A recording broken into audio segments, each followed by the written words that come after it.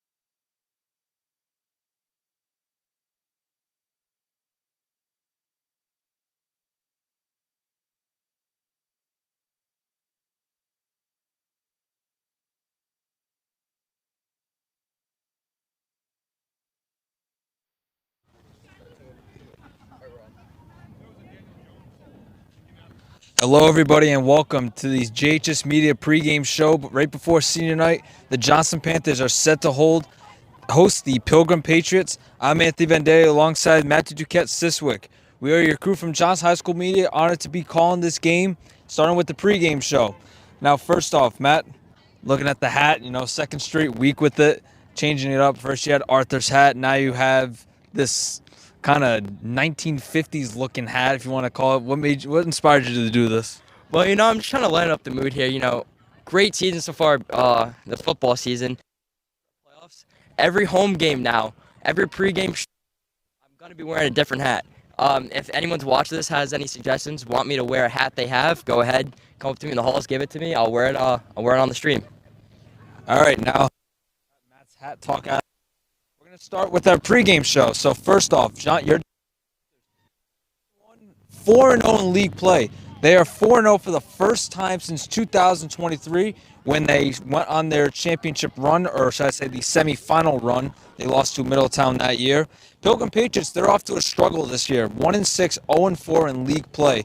But you know what you can't take these under 500 teams lightly because they almost lost last week in the. What can the Johnson Panthers do differently to try and limit the damage and take a big W on senior night? Yeah, like you said, you can't expect lower from these 500 teams, as they came out expecting not them to be that good. Put up 14 points, made it a close game, came down to the final play of the game. They just got to come out here. Even Pilgrim's always had our number. They've always beaten us in past years. They got to come out. This is a big rivalry game, and this is a game that's going to set them up for next week, which is going to be their biggest game of the season. Yeah, going back, Pilgrims had Johnson's number. Well, they did. Played him twice last year. First, they played him in a regular season game on October 25th of 2024. Pilgrim took the 52-50 win, and that game was just electrifying to be at. Both teams were struggling, but they were. But that game did not disappoint. I went into 2 overtimes. Pilgrim did win on a walk-off touchdown, and then Pilgrim beat him again at home, 28-7.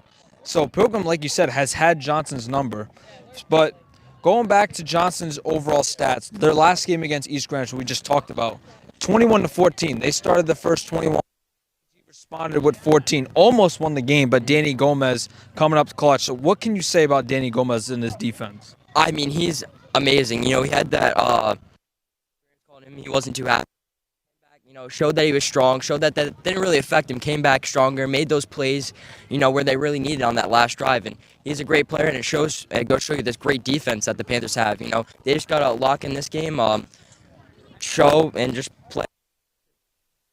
One thing we did see last week, Kendall Perry did not play. He was on a injured. He was a quick toe injury, but he's all set to go. I talked to him in class. He said he was 100%. He's ready to go. So that was different. We got to see a full game of Ethan Archambault.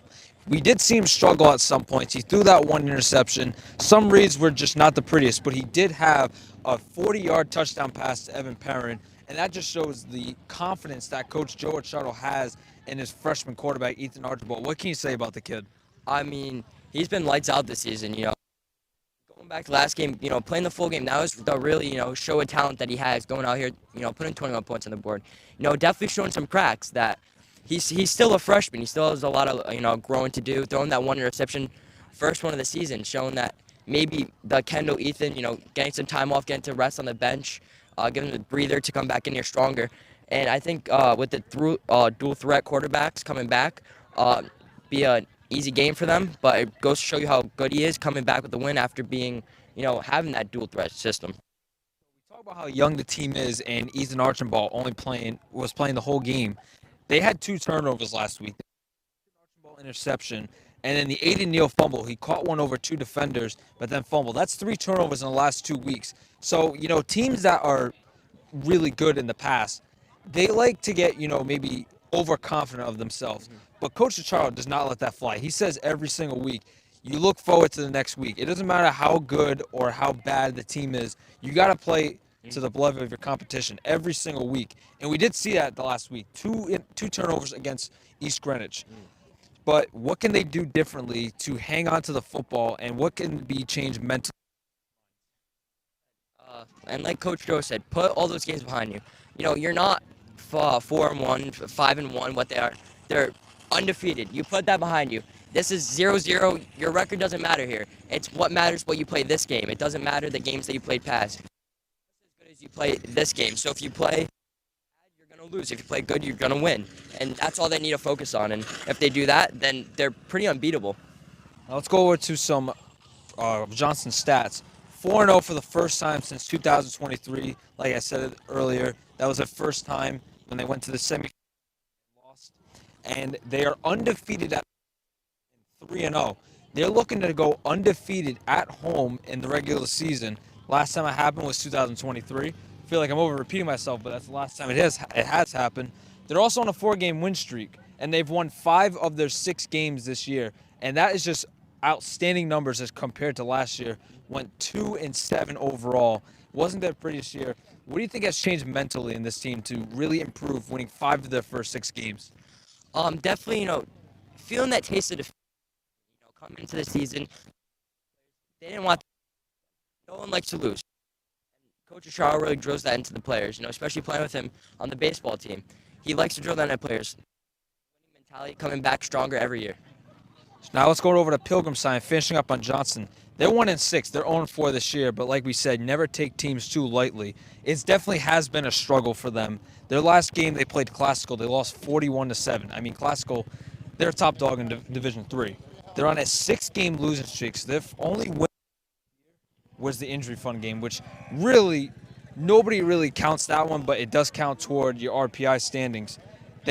They've lost by every game by 3 scores in 5 of their 6 games. So what do you think goes on in those practices, trying to get better every single week, losing by 3 scores in 5 of their 6 games? I don't really know the coach that but in general. No one likes losing by that. And he's trying to drill into the players. We just got to play. We got to make that play every single time when we step on the field. Doesn't matter if we're losing by 3 scores. Make the play. Make it count. They're looking for their first league win since last year. Their closest game this year was against Cranston East. Cranston East is a quality team. They only lost by 7 in that one. They lost 35-28, which is really shocking to other teams that they saw. So they can't play to level of competition. But anyways, that's it for the Johnson High School Media pregame show. Johnston 5-1, looking to improve to 6-1, 5-0 in league play. Pilgrim looking to pick up their first win. It's senior night. We still have a lot more to come. Senior ceremony at 5:30. Kickoff at 6. We'll see you then. I'm Anthony Vendetti. That's Matthew Duquette Fiswick. We are your crew from Johnson High School Media. Thank you for tuning in. We'll be back for the senior ceremony.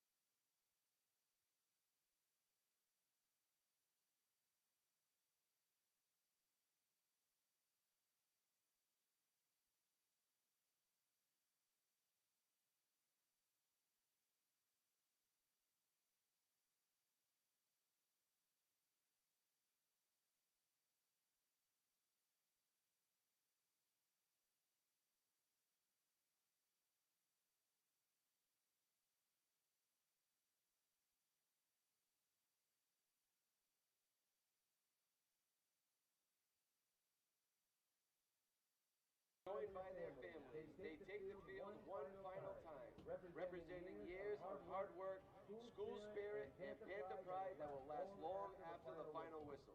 Let's welcome these amazing athletes to the field, escorted by their families. Starting with our senior cheerleaders, Cara Benetti, escorted by Mom Charlene Costa, Dad Anthony Benetti, Sister Kalina and Stepdad Jimmy Costa.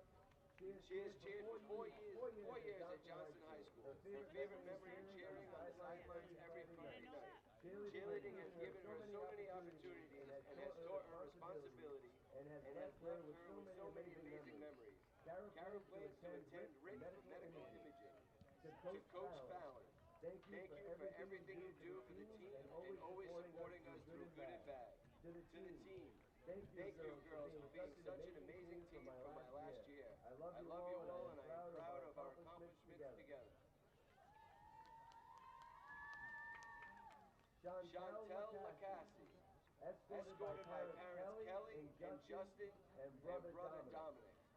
Chantel has been on the cheer team for 4 years. Her favorite memories are all these scavenger sleepovers. She will be attending Cape Cod Community College, studying mortuary of sciences.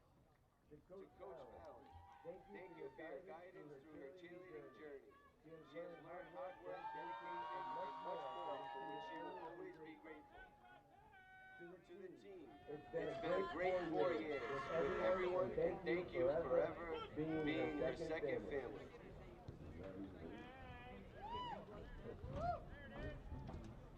Ava Mello, escorted by Mom Dawn De Silva and Dad John Mello.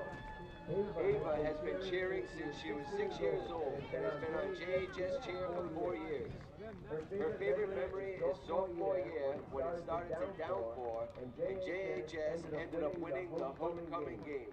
She is planning to major in business.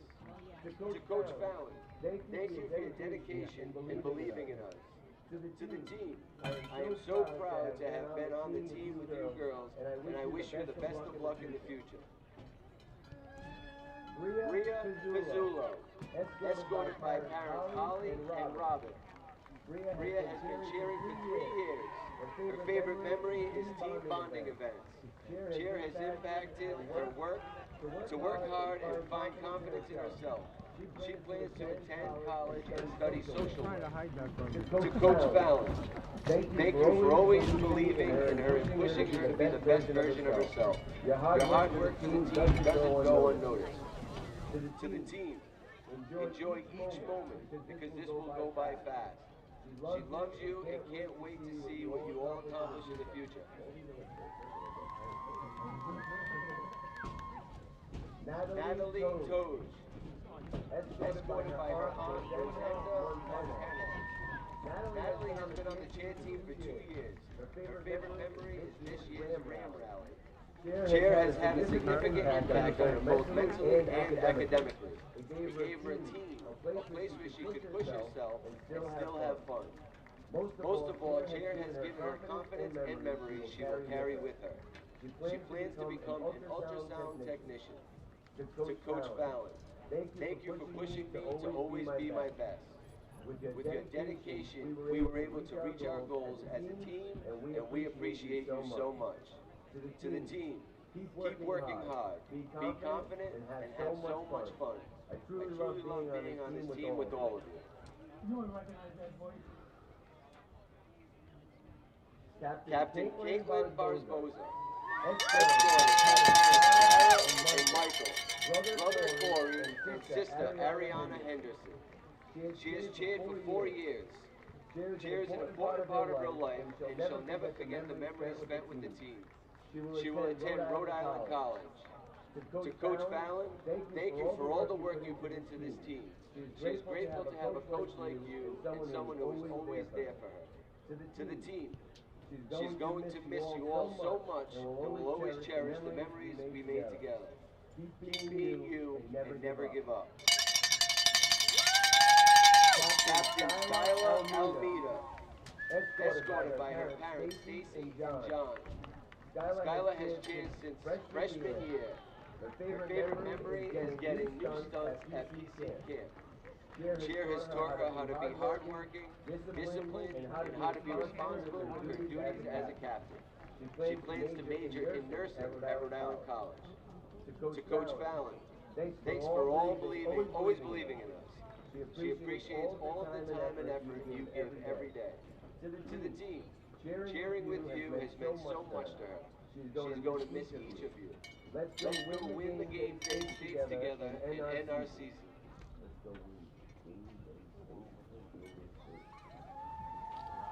And now, for your football players, number 6, Javen Adamo, escorted by Dad Jamin Robinson, sister J.E., grandmother Julie Triggs Robinson, and stepmom Nicole Lamonti.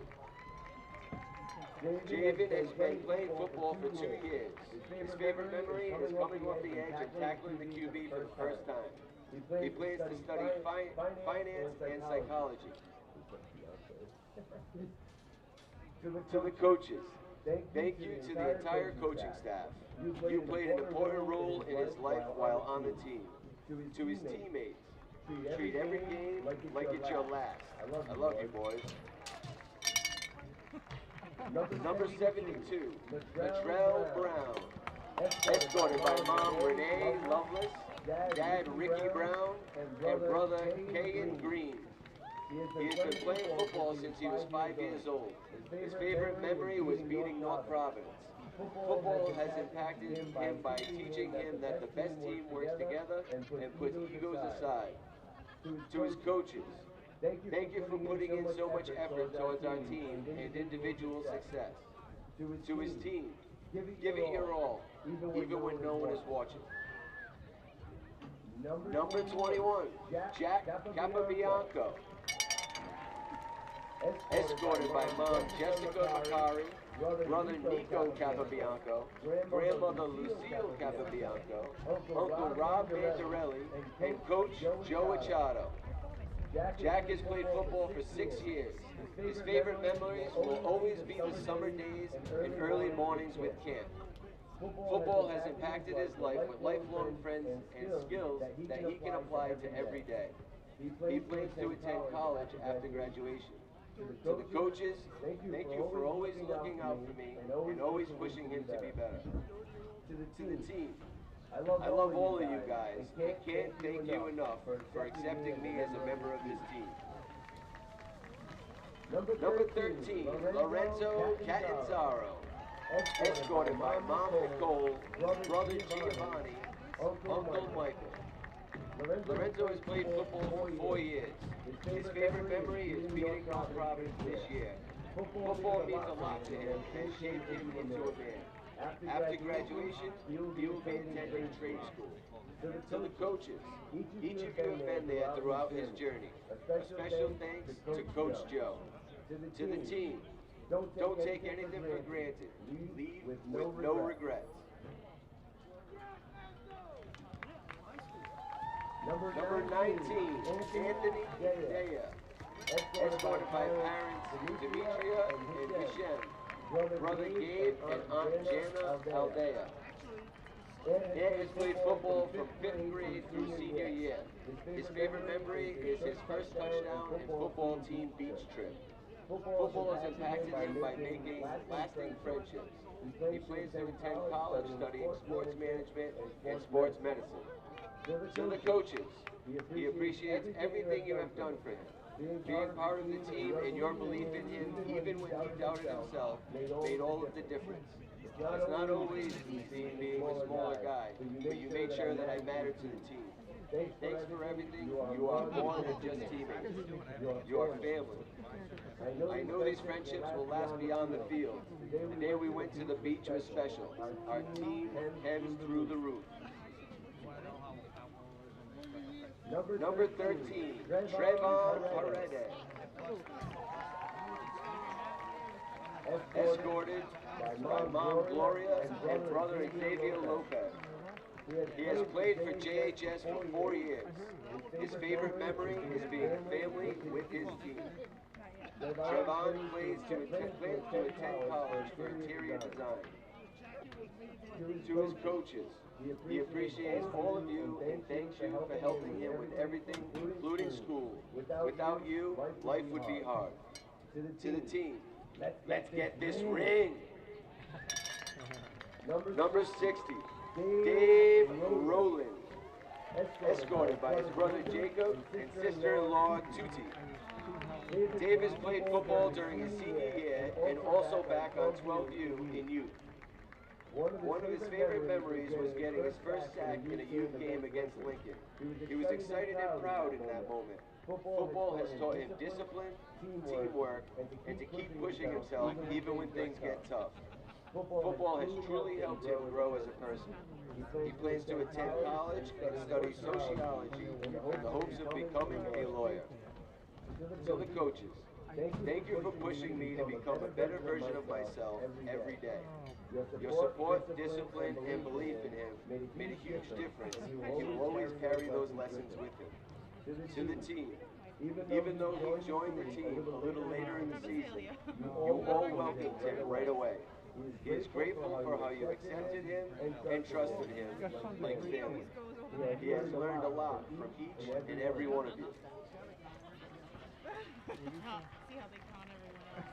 Number 17, Sebastian Saucedo, escorted by his mom Maria De La Rosa, brother Fabian, and Audrey McNamara. This is Sebastian's first year playing football. His favorite memory this year was when I gave speeches after a good win on the bus ride home. Football has made me a stronger person on and off the field. After high school, he will join the Army. To the coaches, thank you for believing me and just being there for me and my brother. To the team, he thanks his brothers for helping him improve as a player and having faith in him on the field. Number 10, Captain Daniel Gomez, escorted by his mom Alejandra Gomez. Danny has played football all of his life. His favorite memory is honoring his brother and wearing number 10. Football has impacted him by giving something better to life.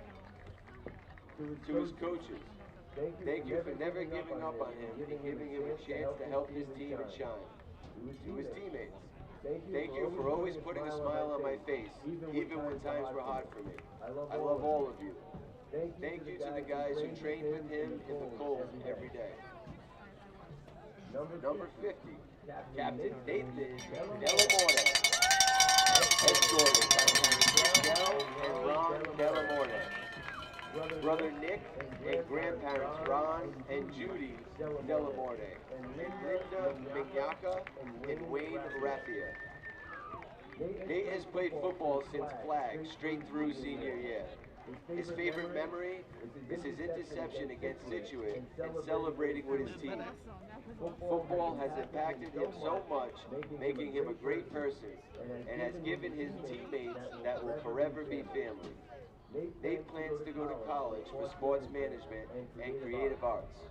To the coaches, thank you for believing in me and always being there for me. To the team, thank you for giving me a great senior year. Cherish the time you have left to win the team.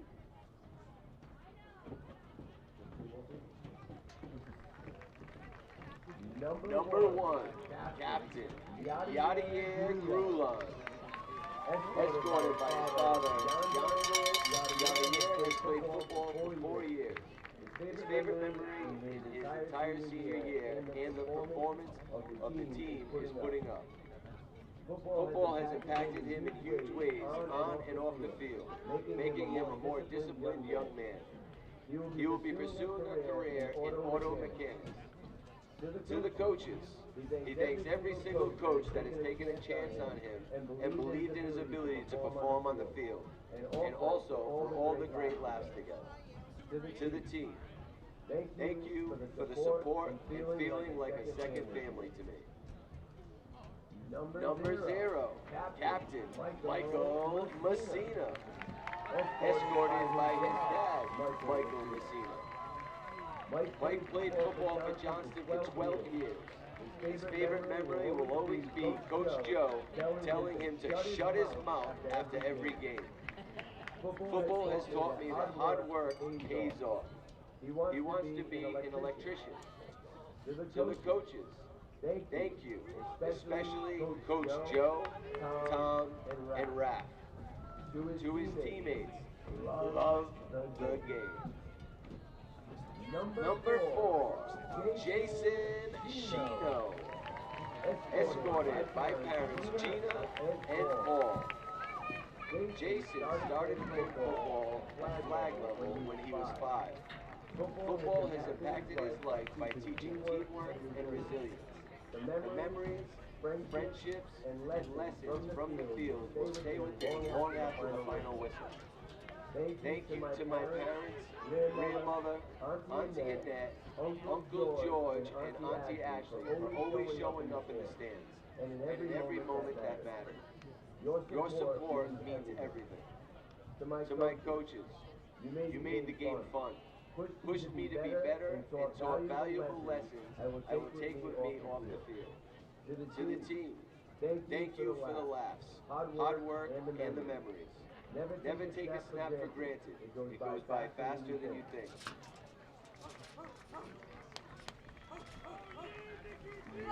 Number 67, Captain Nick Testa, escorted by parents Jessica and Mark, and cousin Courtney. Nick started playing flag football at 5 years old. Football has impacted his life by teaching him lessons that he will use for the rest of his life. His favorite memory is just being able to play this game with his guys.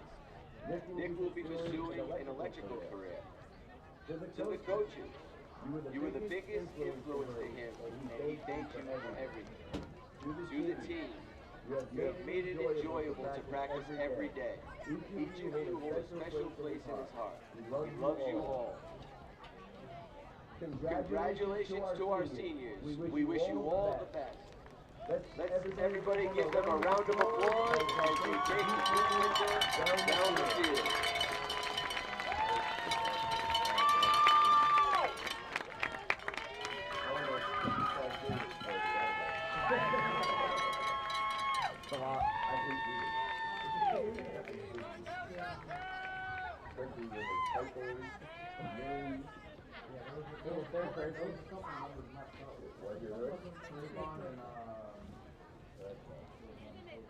Hey, that's that cool.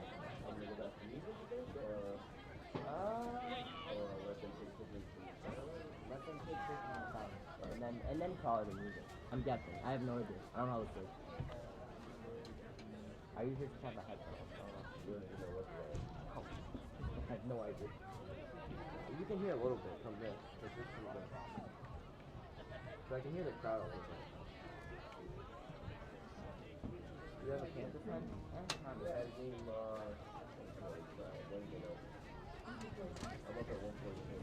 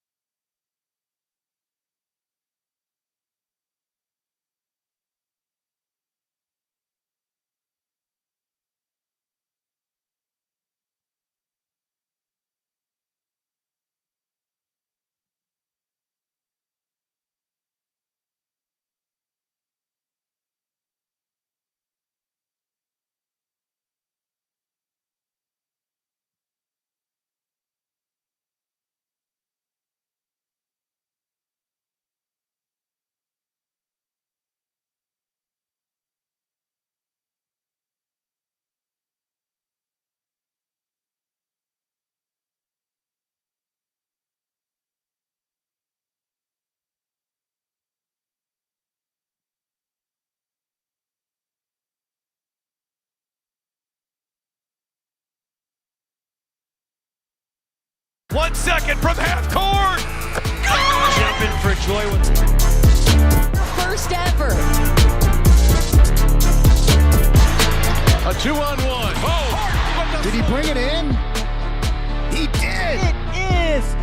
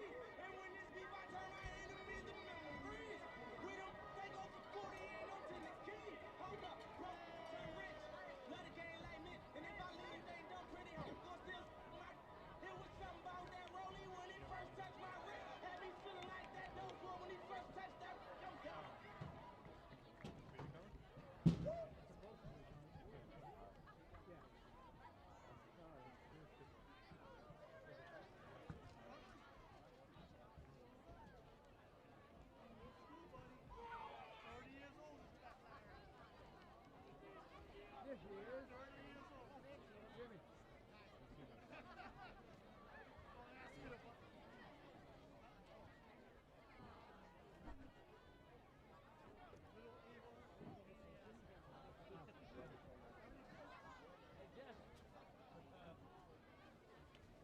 Good evening. And welcome to the Social Coliseum Stadium for tonight's matchup between your Johnson Panthers and the Pilgrim Patriots. Johnson High School promotes good sportsmanship by student athletes, coaches, and spectators. We request your cooperation, supporting the participants and officials in a positive manner. Inappropriate behavior will be asked to leave the stadium.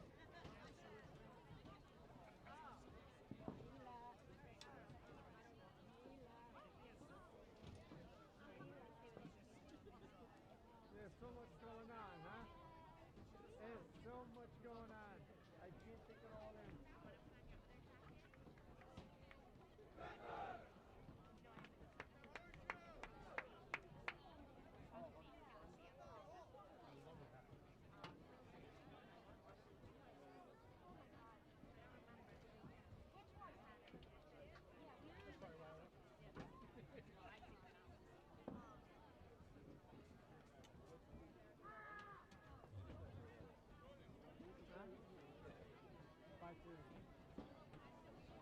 Right on time.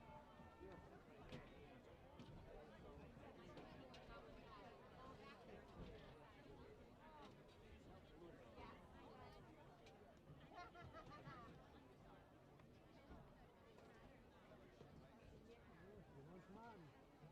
Her friend is doing it.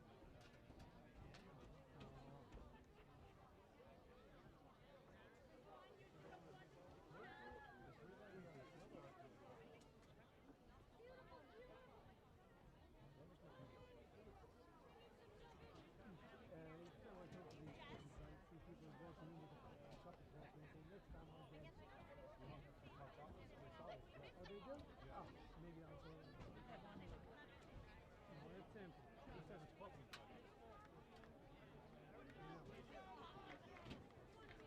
Yeah, I got you.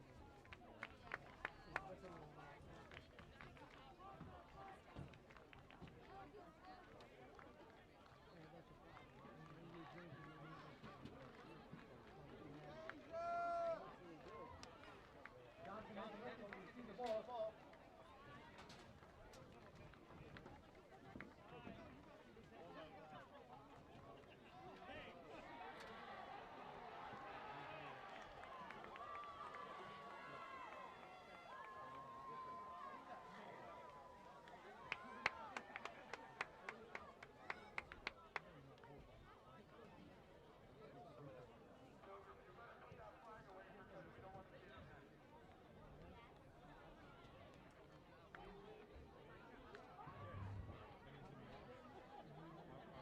At this time, there's going to be freeze ride. We're that cash moving. The playing our national anthem, which will be sung tonight by Johnson's senior cheerleader, Bree Pizzullo.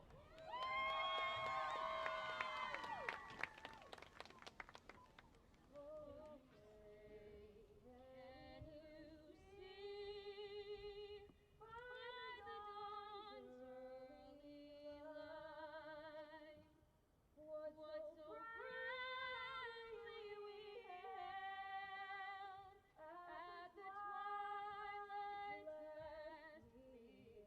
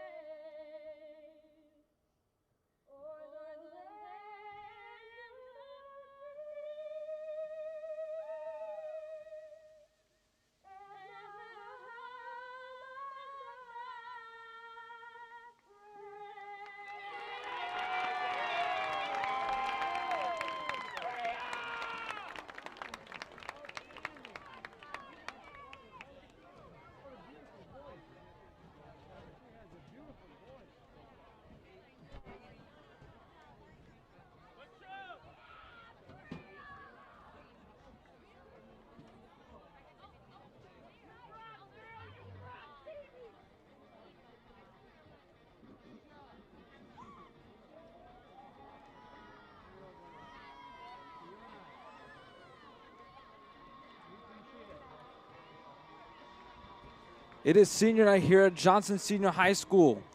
The Johnston Panthers, some emotions on that sideline with their senior ceremonies.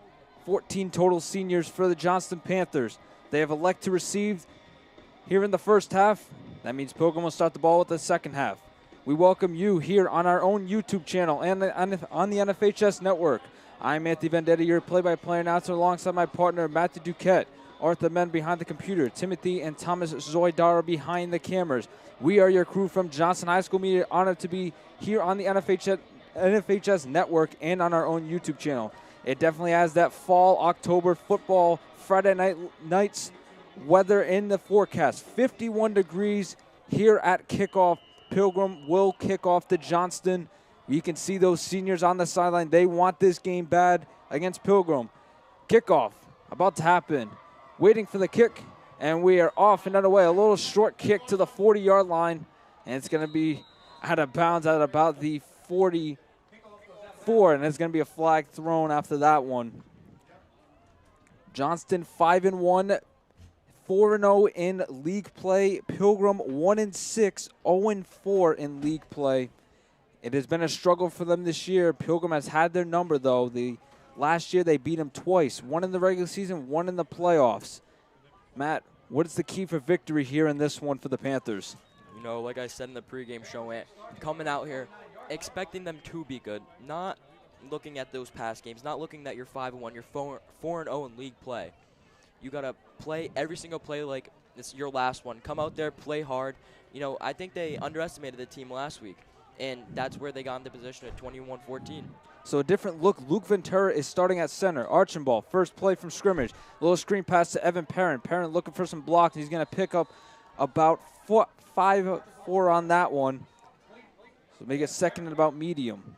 Yeah, going back to Luke at center, talking to him today in the halls. Nick was feeling a little bit, uneasy on the ankle, moving to right guard.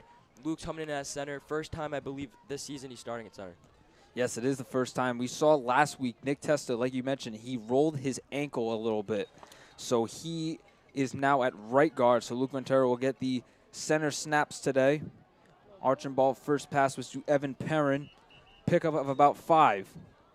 14 total seniors for the Johnston Panthers. Long ceremony with including the cheer team. That was about a 40-minute ceremony. Looked like some confusion over there on the sideline, so Messina will come out, O'Brien will come in. Deuces for the Panthers on this 2nd and 5. Archambault in the gun. He's going to give it, and O'Brien right in the backfield is going to get stopped. He's going to lose about 2 yards on that one. Pilgrim met him right there in the line of scrimmage. They sniffed it out of the book, and it's going to be 3rd and long for the Panthers. Panthers last season against Pilgrim, they played them in the regular season 52-50. They lost in overtime. That was an excellent game to be at, just offense on both sides. Then in the playoffs, Pilgrim beat them again 28-27. Those 2 games were probably the best of the Panthers season, just didn't go in their favor. Looking to rewrite the narrative tonight with a win over Pilgrim on senior night. It's going to be trips to the right here on this 3rd and long. Archambault fakes the screen to Yadier Grulon. He's going to take a shot. Looking for Solani. He has, let's see what the call. He's got it. Oh, my goodness, what a catch. And throw by Ethan Archambault inside the 10. And the Panthers are set up in the end zone in one play on 3rd and long.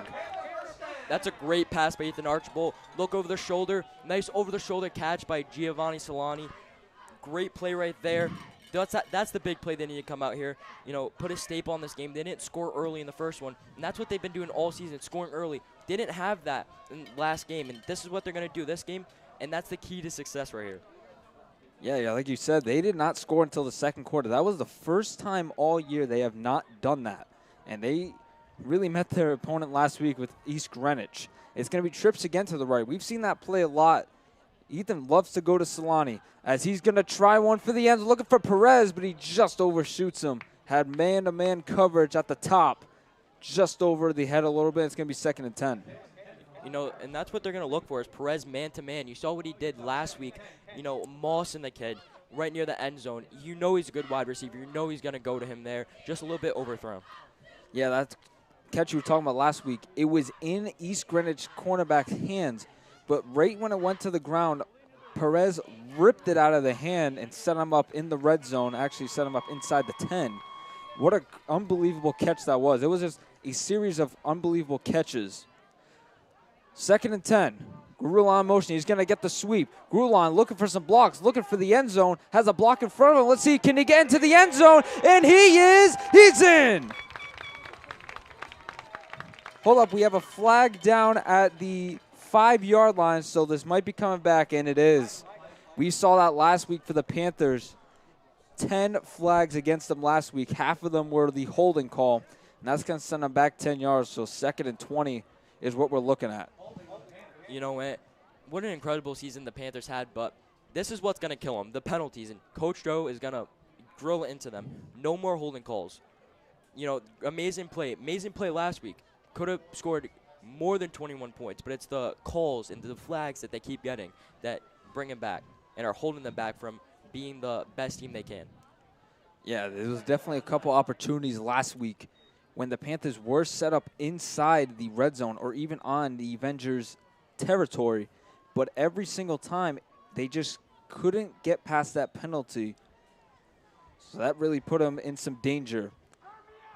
So actually, I think it was an offsetting penalty. So 2nd and 10, it's going to remain. I think it was holding on both.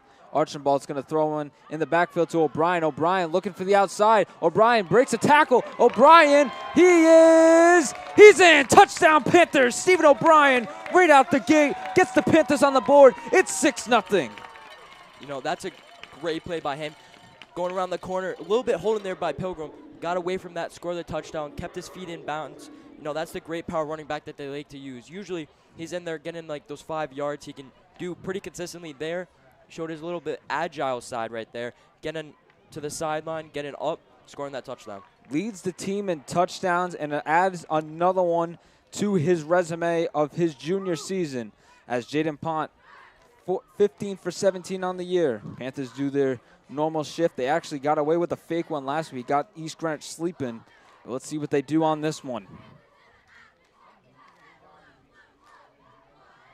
Good snap, good hold, punt right through. 7-0 Panthers, just like that.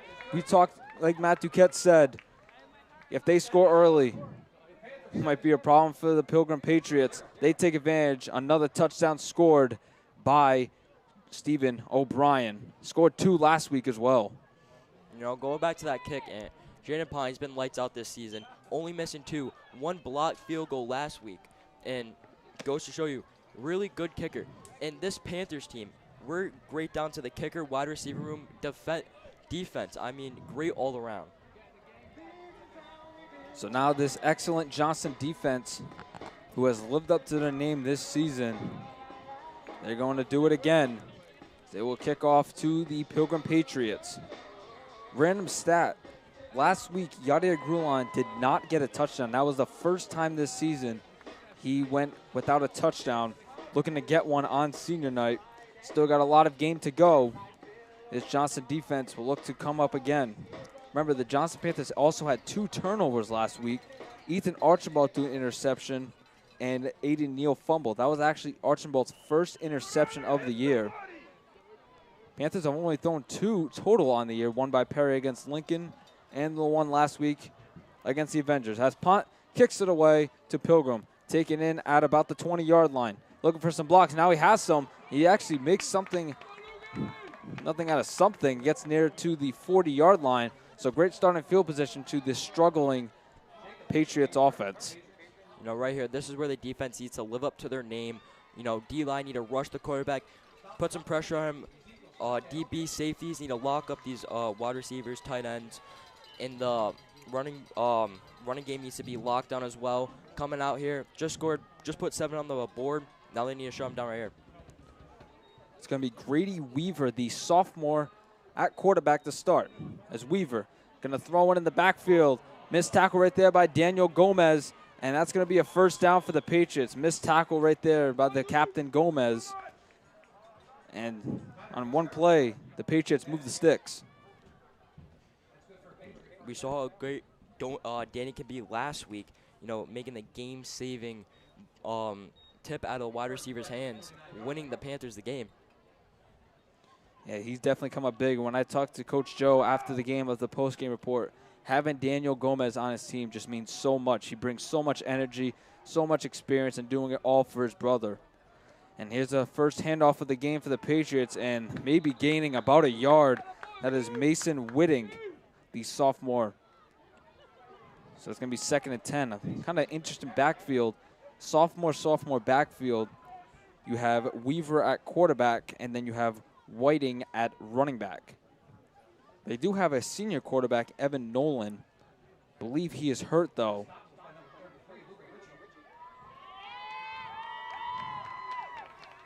Second and 10 coming up for the Patriots. Pilgrim 1-6 on the year, 0-4 in league play. Center receiver in motion. That's Yahili. Weaver rolls to his right. Fires toward the sideline. It's going to be caught, but actually now it's going to be incomplete. Knocked out. That was Lorenzo Catanzaro on defense. Was starting cornerback of the year, but then got moved to safety. Makes a good big play right there. It's going to be 3rd and about 10. Yeah, right there. That's the defensive line making the stop before. Run game's been immaculate this season. And that shows the DBs coming there, knocking the ball out. That's a defense that the Panthers shown all year. Locked down. This is where the Panthers love to live when it's 3rd and long.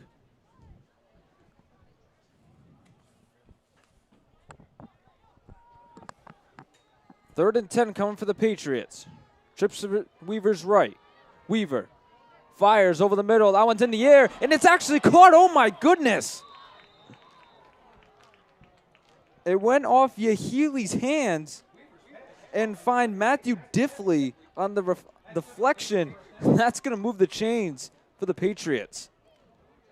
I mean, ever since last week, these Panthers have been pretty getting unlucky, and that just goes to show you what's happening. I mean, great pass defense there, blocked up the pass and just fell right into Pilgrim's hands. Well, that's just, like you said, the bad luck the Panthers have had. Is a fake handoff, Weaver to his right. He's going to fire one toward the sideline. Paredes in coverage, and it's incomplete. Excellent defense right there by Paredes. The star cornerback for the Panthers forces an incompletion. It's 2nd and 10.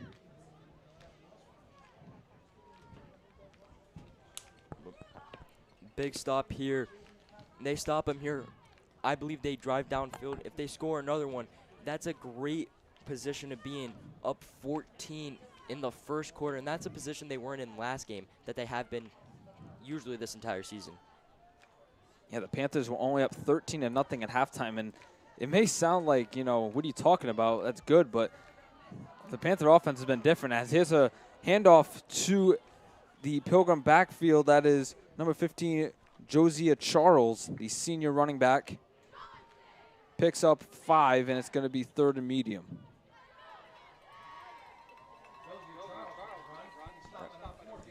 For a 1-6 team, they're driving downfield pretty well. Offense looking, pretty good for Pilgrim so far. Now, like I mentioned, Pilgrim 1-6, 0-4 in league play, but they have beat Johnston twice last year. Johnston trying to get some revenge after suffering 2 losses. Wildcat formation, and it's going to be taken by himself, and he's going to pick up the first down. Mason Whitting, Wildcat formation. And the Patriots are going to have the first down. So it's a couple of trick plays for the Patriots. Kind of a wonky drive. First the deflection, and now this Wildcat formation. 3 first downs on this drive for the Patriots. Yeah, going back to the pregame show, you asked me a question, what does a Pilgrim coach say in practice? He's probably working on these trick plays. You're down 1-6 in the season. He wants to get a win on the board, and anything to get that win in. Yeah, you're going to have to pull some tricks out of the book. As here's a handoff to Whiting again. Whiting breaks some tackles, but now he is met by the Johnston defensive line. He's going to lose about 2 on the play.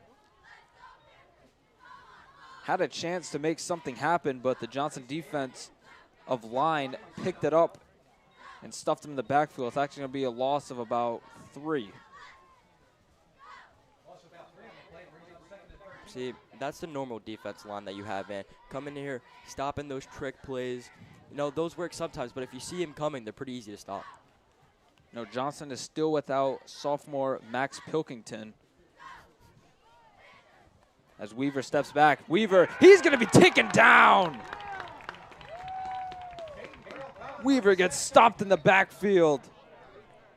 Caden Burrow in the backfield stops him, and we have an injury on the play. Tough break right there. We're going to go to an injury timeout. Come on, Ray. Oh, come on. Oh, what a bad call. You have no business being out there. Terrible. You know, I'm a person too.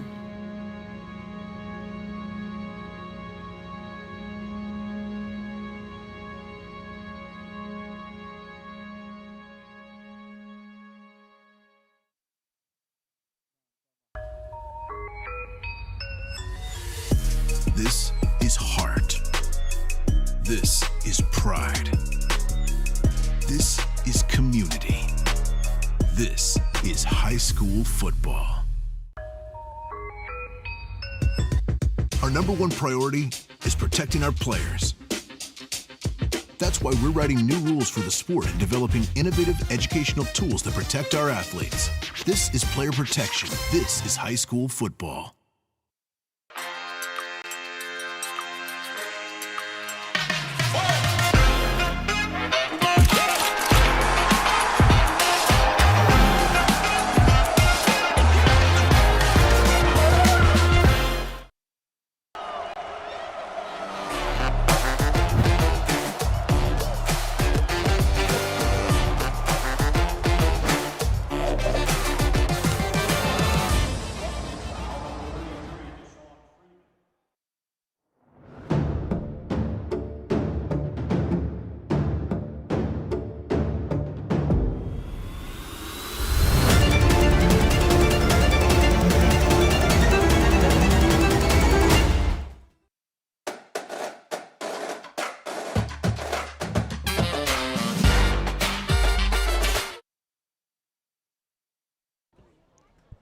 So Caden Burrell, who made the sack, suffered an injury. He's a 3rd and long. Weaver steps back. He's going to fire one. Has a man on the sideline and just overthrew his intended target. Had a man on the sideline, but just out of the hands of the Pilgrim receiver. It's going to be 4th and long. So an interesting decision coming up. 4th and about 20. They are at the 35, so maybe take the delay a game and move them back and try to punt. But let's see what Pilgrim wants to do. So it's going to be Isaiah Rodriguez who's getting the jersey swap. Ramirez. Oh, Ramirez. So he's going to get the jersey swap because in RIL, you have to have a certain number jersey to play a certain position. So he's getting the swap, going from tight end to defensive line. So it looks like Pilgrim wants to go for this, and they will. Weaver steps back. Weaver going to fire one toward the sideline. Jason Skino in coverage. It's incomplete. Jason Skino, great defensive play on the sideline, and it's a turnover on downs for the Patriots. You know, going back to the Isaiah Ramirez thing, talking to him in class, you know, this week and last week, knowing he could come play Pilgrim, he was fired up. Losing to them last year, going back to that, he's fired up to play. You know, he's going to put his heart out there, whether that's tight end or defensive line. Well, now the Johnson defense will go back out there. Scored 7 on their first drive, looking to add more. 3:19 to go here in the first. Kendall Perry will start the drive at quarterback. We did not see him last week. Remember, he had that toe injury. And we have some movement on the line. Let's check the penalty. It's going to be false start on the Panthers, so back them up 5. Again, second penalty of the game on the Panthers. You know, going back to the earlier Panthers drive. This is what we don't need. The penalties, the false starts, the holdings. Those penalties are what kills the Panthers and their great drives that they have.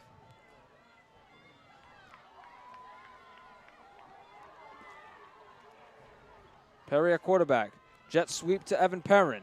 Perrin looking for a block. Perrin has some blockers. Perrin bounces to the outside. He's at the 40. He has nothing but green in front of him at the 20, at the 10, at the 5. He's going to score. Touchdown, Johnston. After the false start, a give to Evan Perrin. Gets some blocks and takes it to the house. And it's 13-0 Johnston. Great play there, Ant. Great blocking, great running. Talking to these people, the football players, they're wondering who the fastest player is on the team. And I think Evan just showed it right there. Going up the sideline, finding the open gaps, juking around, running up the sideline, getting that touchdown. And it really goes to show you how great this team is. And the O-line that come out there and block for him. That was amazing right there. Great play call, great everything. Second straight week with a touchdown for Evan Perrin. This one he rushes for, as Pont aligns already his second extra point of the game. Kick is right down the middle and good. 14-0 Johnston. What a start. One play. Evan Perrin takes it to the crib. We're going to go to commercial break. 14-0 Johnston. What a start.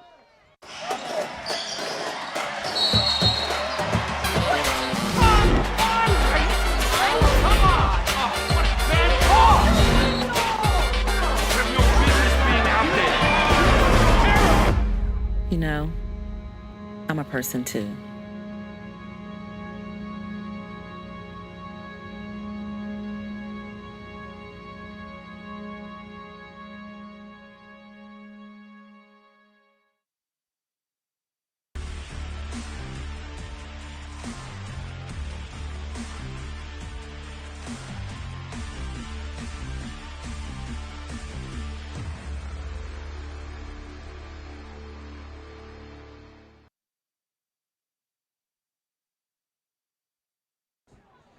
Well, Michael Messina in the pregame huddle said do it for the seniors, and so far they are. 14-0 Johnston. O'Brien with a rush to the end zone, and in one play after the turnover on downs, Evan Perrin, after a give from Perry, takes it to the house. 14-0 as Pont kicks it away.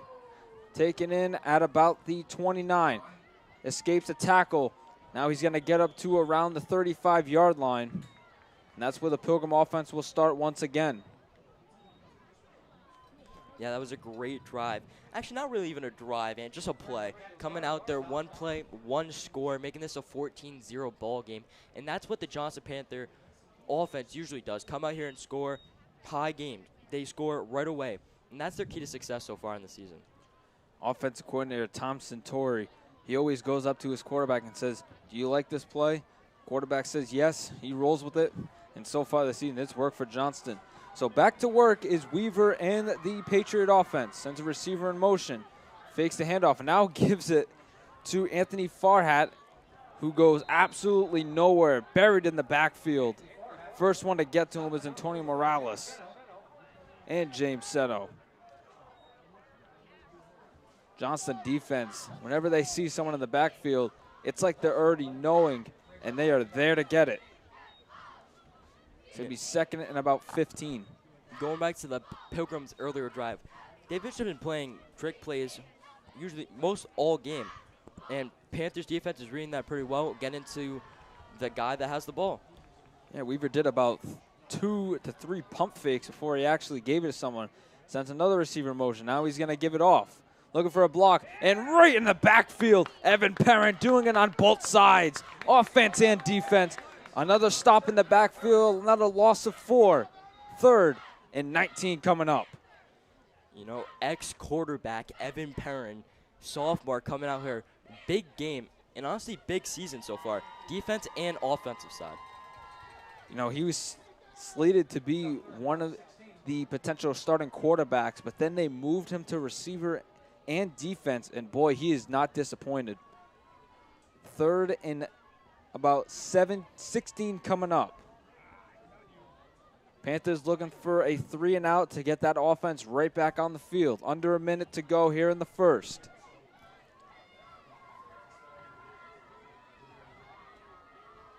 Weaver under center. Sends the receiver in motion again. Fakes the handoff. Weaver throws a screen. Michael Messina, the only defensive player there, and he misses the tackle up the sideline, and Pilgrim is going to have a first down. Anthony Farhat on the screen pass had one defender to beat for the Panthers and got the first down. And another 3rd and long. The Patriots convert and move the sticks. Yeah, you know, being a 1-6 team, Pilgrim's offense have come here shooting, coming big plays coming down the field. Just some unfortunate things happened to them where they had to go 4th and out. Reset of downs, gives it to his back. And he's going to pick up about 3 or 4 on the play. That is Mason Whitting. 2nd and 6 coming up.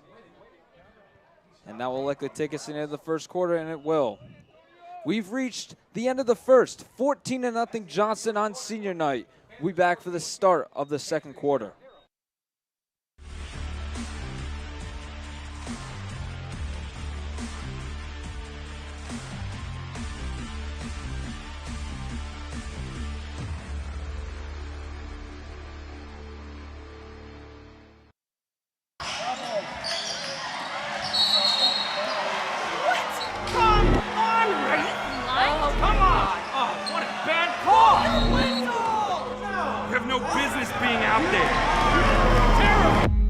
You know, I'm a person too.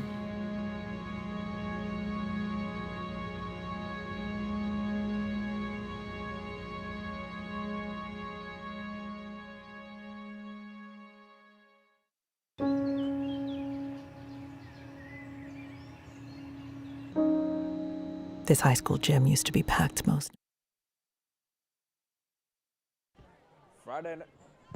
Friday night lights here from Johnson Senior High School.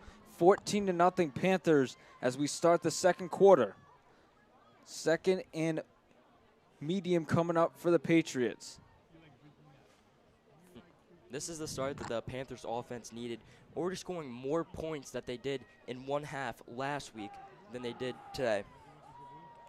Yeah, you're right. They only scored 13 last week, and it took them to the second quarter to do that. And some movement at the line. That's probably going to be offsides on Johnson. Saw that one from a mile away, and it is. So give 5 yards to the Patriots. Now it's 2nd and short, so really manageable here. That's a 3rd flag already on Johnston.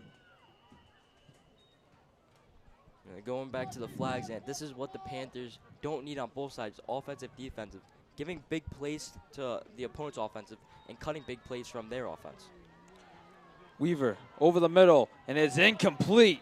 Yadier Grulon on cover says no way. 3rd and short coming up. So that's a confusing play to me. You're 2nd and 1. You got 2 more plays to run. Why not run the ball there? You know, I understand Johnson has a great D-line there, great run protection, but the sweep has been working for you there. Interesting play call by offensive coordinator for Pilgrim. It is something to note. Whiting, who's really been effective in this one. This time they give it to him. And Whiting, is he going to get it? No, the refs are going to say he's short. Looks like he maybe lost a yard on that one. So it's going to be 4th and a long 1 or 2 yards. Waiting on the spot. It's going to be 4th and a very long 1 yard to go. And already down 14-0, and you're 1-6, 0-4 in league play. This is obviously 4-down territory for the Patriots. You know, Johnson defense got to do the same thing. Lock up the wide receivers, defensive line, crash and stop that run game. And right side look a little bit open, but I bet the quarterback's going to come in, little QB sneak over to the right side. Weaver gives it to Whiting. Whiting, he's going to have the first down. Just barely gets it. It was an empty backfield, but then Whiting came, and he got the ball, and he gets the first down for the Patriots.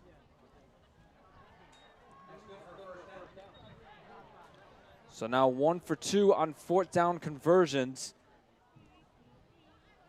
They got that pass broken up by Jason Skino on their first drive, and now this one, they give it to Whiting, and he just barely gets over the line of the first down mark and resets downs for the Patriots. Matt, showing there the run can get those few yards. Didn't know why they didn't call that originally. Weaver under center, sends a receiver in motion. It's going to be a pitch to his back. Looking for some blocks, gets to the outside and bounces out to about the 25-yard line. He's going to have it. Another first down for the Patriots as a run has been working. That one was Christian Brown, one of the receivers sent in motion. And now we have an injured Panther on the sideline. I think it's Trayvon Paredes from here. Yes, it is, Am. Looks like an ugly injury on the sideline. We're going to take a quick break. Injury timeout on the field.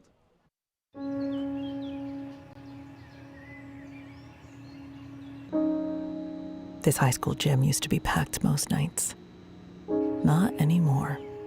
Do you know why? Because bad behavior by fans, especially adults, has caused a shortage of game officials across the country. You see, without officials, we can't have sports. Don't let this become reality. It's time for a change. Let's bench bad behavior for good. Are you an enthusiastic sports fan? Want to have fun and get in on the action? Heck yes, that'd be awesome. Have great attention to detail.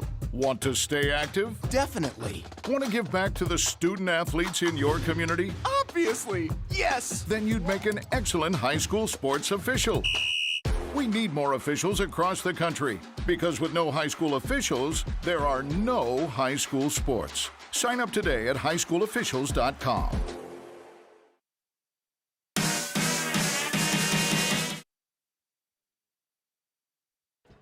So Trayvon Paredes gets off on his own power, but definitely going to sit out a play or two. Probably get checked out on the sideline. Maybe get in next drive. As 1st and 10 for the Patriots. Receiver in motion again. Is a pitch. Looking for some blocks. Now bounces to the right again. And he's going to be pushed out of bounds. It's going to be another pickup of 5 for Connor Fitzgerald. Now, Pilgrim's run game's been looking pretty dominant so far to start this game. Looking to go back to that until the Panthers defense can show that they can stop it. It's been those tosses and little short runs that have done it for the Patriots as they continue to drive down the field. 2nd and 5. Weaver under center. This time fakes the handoff and fires, caught by Fitzgerald again. Fitzgerald stiffs arm a defender. Fitzgerald, he's in, touchdown Patriots. Stiffed arm about 2 Johnston defenders and takes it into the end zone, and it's 14-6 now. Oh my God, Ant, that's all I have to say. Stiffed arm Evan Perrin about 3 yards right there, getting into the touchdown, broke a few tackles. Amazing play there by number 1, Anthony Farhat from Pilgrim. Connor Fitzgerald doing his best Derrick Henry impression as he gets Pilgrim on the board. That was number 1. As Pilgrim aligns for the extra point, and it is good. 14-7 is our score as Pilgrim finally gets themselves on the board here at the 9:15 mark here in the 2nd quarter. Well, let's recap you if you're just tuning in. In the 1st quarter, Johnson scored their 14 points. Johnson has yet to get the ball here in the 2nd quarter. They're about to right now. Their first touchdown of the game was Stephen O'Brien. Little gift to him, went to the outside, scored in the right corner of the end zone. And then in one play, Evan Perrin got a toss and took it to the house after a false start was called. Johnson did not care. They scored in one play.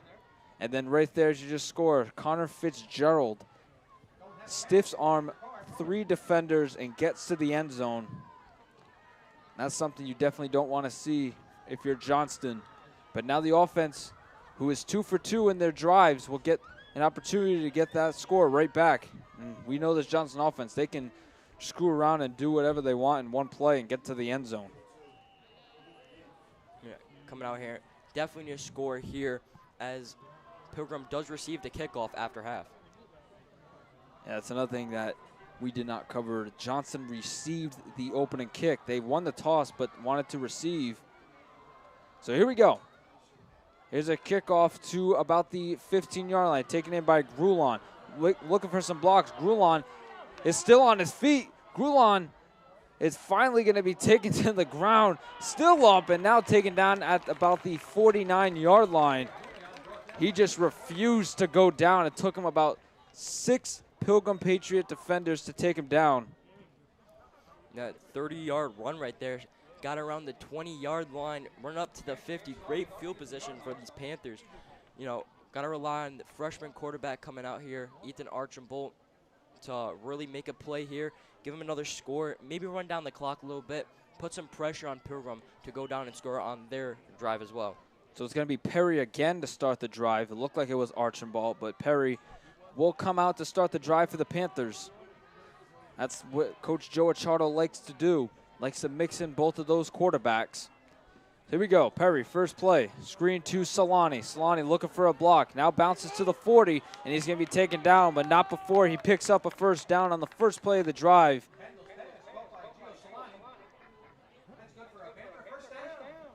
See right there. Great play call there. Getting a first down. You know, rely on Gio's speed.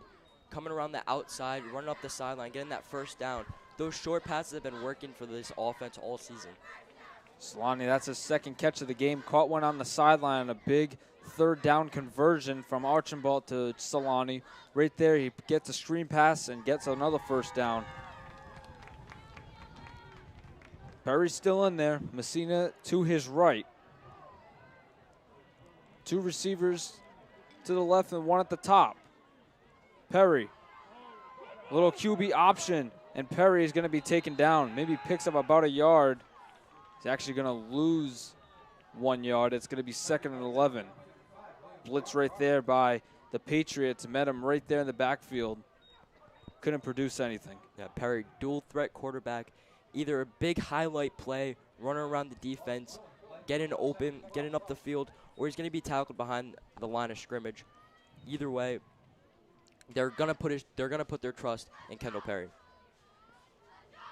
Like you said, dual threat quarterback, and that's what the Panthers missed last week when he could not play. 2nd and 11. Perry is screened to Perez this time. Perez looking for a block. Perez has one. Perez, nothing but grass again. And again, the Panthers have found the end zone. This time it's Lilo Harrison Perez. Another touchdown for Johnston. It's 20-7. Can the offense be stopped?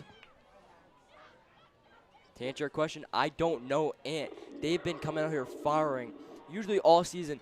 I guess last week was just a little bit of a hiccup. Something was off, I guess, in the atmosphere because they come out today firing.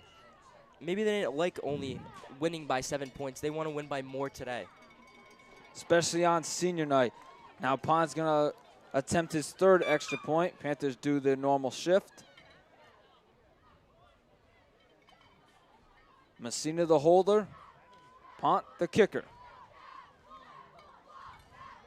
Kick is up and it is true.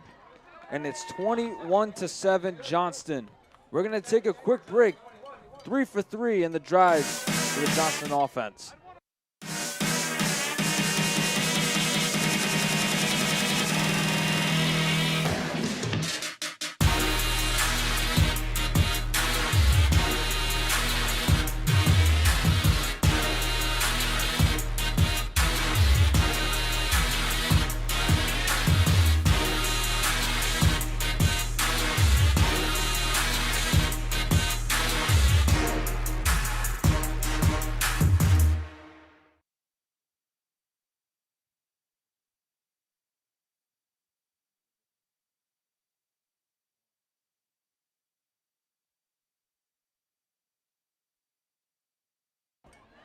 21-7 Panthers. 3 for 3 in their first 3 drives, all finding the end zone. First by O'Brien, then by Evan Perrin, then Lilo Harrison Perez. Pomp will kick it away for the 3rd time. As he kicks it to the 10-yard line, a very long kick. That's what Jaden Pomp brings. And met right there at the 20-yard line. Juan Bracci brings him down. That was senior Jack Capianco. One of the hardest hitters on this team. Juan Bracci was also there too, but Jack Capianco was the first one. Brings him down, and it's going to be a long drive for the Patriots here for the 3rd.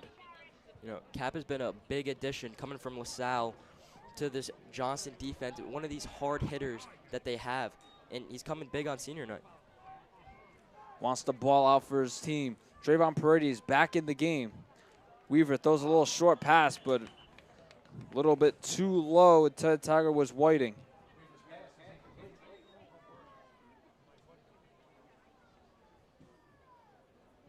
Caden Burrell still on the injury bench, waiting to come back into this game. Maybe he will. We're not sure yet. Perry was getting taped up on his fingers. Something to watch for, but it looks like he's good to go. Helmet is back on. He's waiting on the sideline to get back out there. 2nd and 10 coming for the Patriots. 4 receivers at the top. Weaver fires, caught. Breaking some tackles and finally brought down by Jason Skino and Danny Gomez. Whiting makes that catch, and it's going to be 3rd and short. Stop here would put Panthers in a great position. Still give the opportunity to Pilgrim to get the 4th down conversion. But if they can stop him here with enough time to drive downfield, Panthers offense have already shown they can score in less than a minute. They can go down there. The defense just needs to give them that time. So it's going to be 3rd and 1 coming up for the Patriots. See if the Panthers can make a big stop right here. 4 receivers now to Weaver's right. Weaver, pressure in his face, and he's going to be incomplete. Pressure in his face. It was Jason Skino off the edge. And it's going to be 4th and 1. And now some decision time for Pilgrim. I think it's best to just punt this one away. You're already in your own territory. You don't want to risk anything. No, another big senior coming up for this Johnson defense. Jason Skino getting that stop there. And that's what they rely on big on this team. The seniors coming in clutch. Not just this game, but coming in clutch the entire season. And now a timeout is called by the Panthers.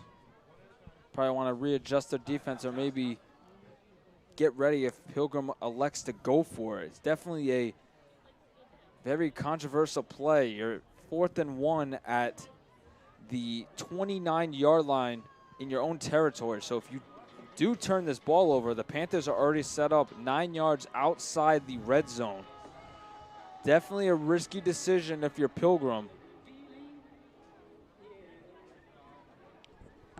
Now, I'm not a football specialist, never claimed to be. But when I think of this, given the Johnson offense an opportunity, trusting your Pilgrim defense to stop him here, and even if they do score, they can still drive down. The offense has been lights out all game, only scoring 7 points, but run's been good, passing's been good ever since the last drive. Putting faith in that offensive drive down before the half ends, and they do get the kickoff after halftime. So Pilgrim is not going to mess around. They're just going to punt this one away. Michael Messina, the only one that is back for the Panthers. I think maybe the Panthers are expecting a fake. And it is. And it's going to be taken, let's see, and he's just going to pick it up. I think the Panthers did sniff that one out, but Pilgrim was able to convert. And the Patriot drive is still alive.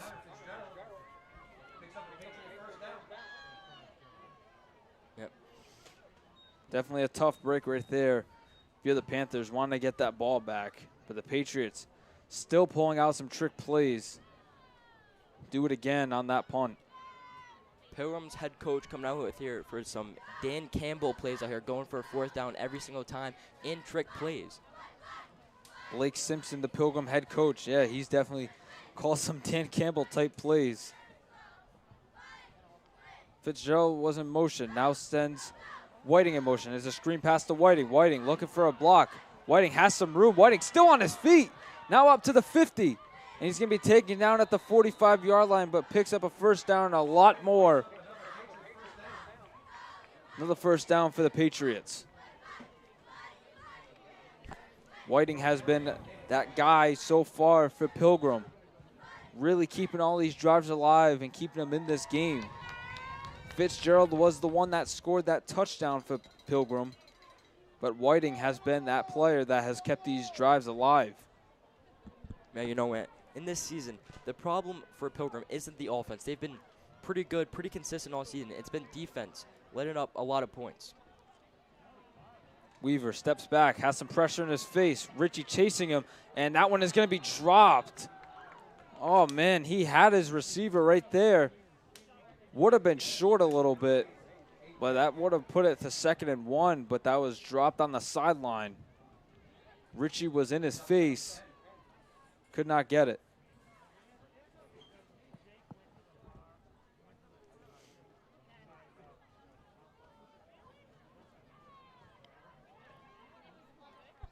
Big stop for the defense. You need to come in 2nd and 10. They stop him here. All the offense needs is a minute 30 seconds. They showed they can score in 1 to 5 plays, offense coming down, and Pilgrim hasn't been able to stop them.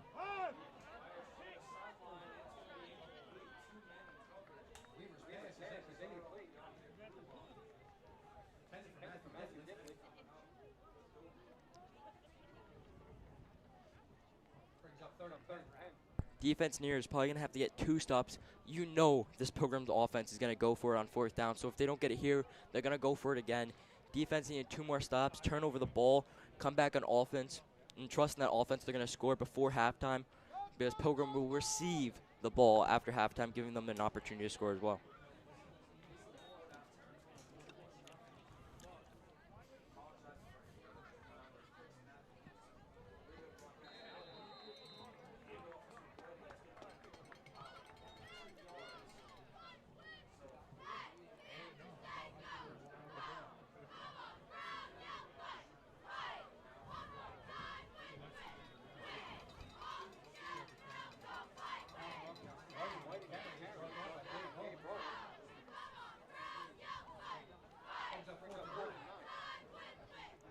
Stop here, and I think you can just pencil in another score on that stat book for the Johnson offense. They've been lights out, scoring on all 3 drives they had to start this game.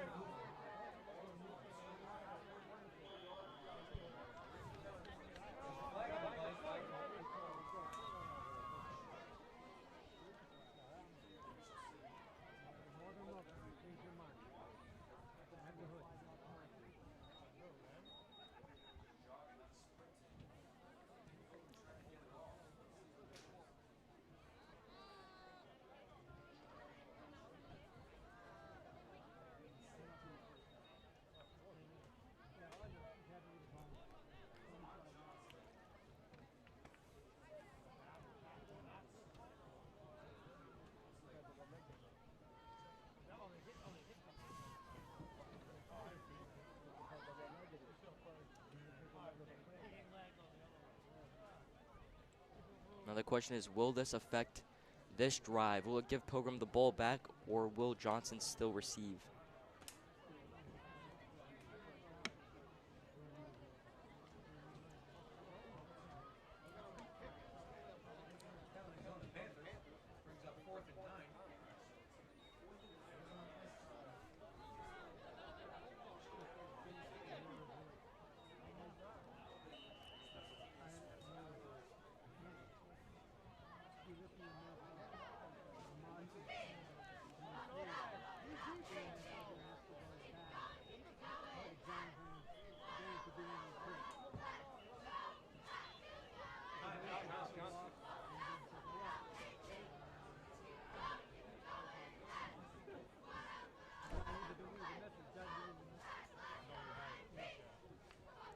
little confusing there. I don't think I've seen this in high school, college, or professionals. Back and forth special teams, offense, defense. Don't know what's going on.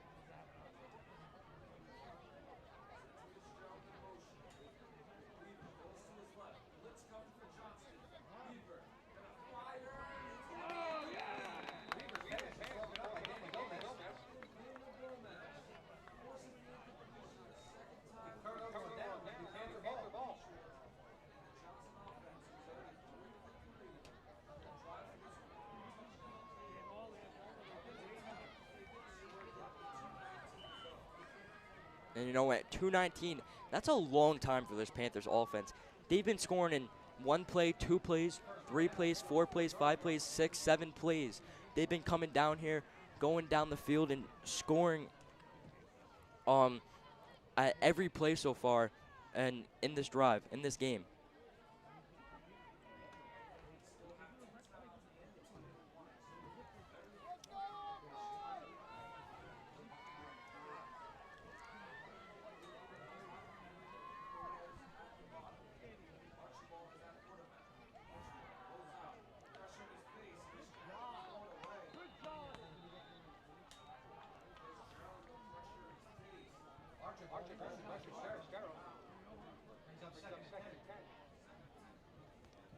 You know, Fitzgerald all over the place for this Pilgrims offense and defense, making those plays. Was the one that scored the only touchdown, only points Pilgrim has so far in this game, with a great run, great stiff arm to get into the end zone, and coming up big with that almost sack, that pressure in Ethan Archambault's face right there.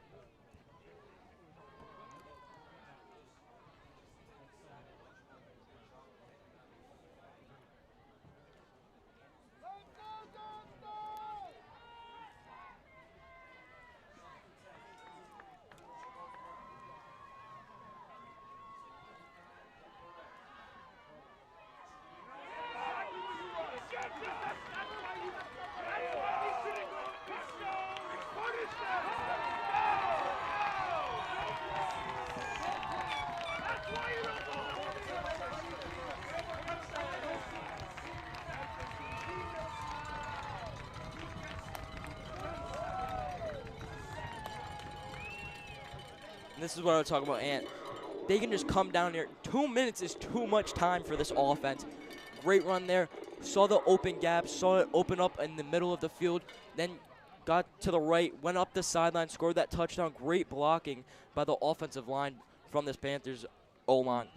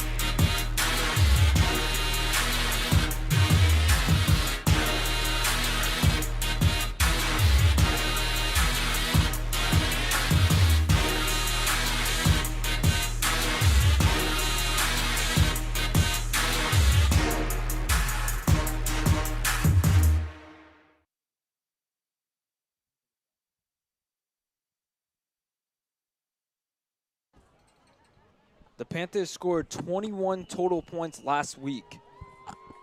They only scored 13 in the first half. They have 28 through 2 quarters. An absolute turnaround in practice week, as that one is going to be fumbled at the 15-yard line, picking up by Pilgrim, and they're going to retain it and get to the 16-yard line. That's where the drive will start with 1:30 to go. But like I said, Johnson scored 21 total points in one game last week. They have 28 through 2 quarters. And all their plays have been scored in 2 to 3 plays a drive. It's just quick work for the Johnson offense. Unbelievable start for them. Yeah, you know what? If you were just not looking at the score and just looking at time of possession, you would think Pilgrim absolutely killed this Panthers team because they've been out here most of the game. Whereas the Panthers come in here 1, 2, 3 plays, driving down the field and scoring, and it's 28-7. Weaver has trips. Weaver over the middle. That one's caught. And bring it to the ground by Jason Skino. Pickup of about 4. That is Zachary Bates making the catch. Just under 1:15 to go.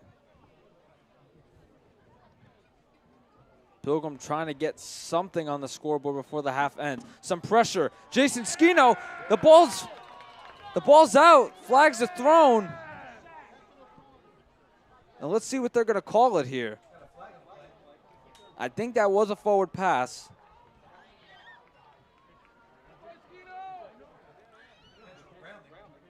And it is intentional grounding on Weaver. Pressure by Skino. He's been doing it all game off the edge. And that's going to be a loss of down. And it's going to be 3rd and very long coming up for the Patriots.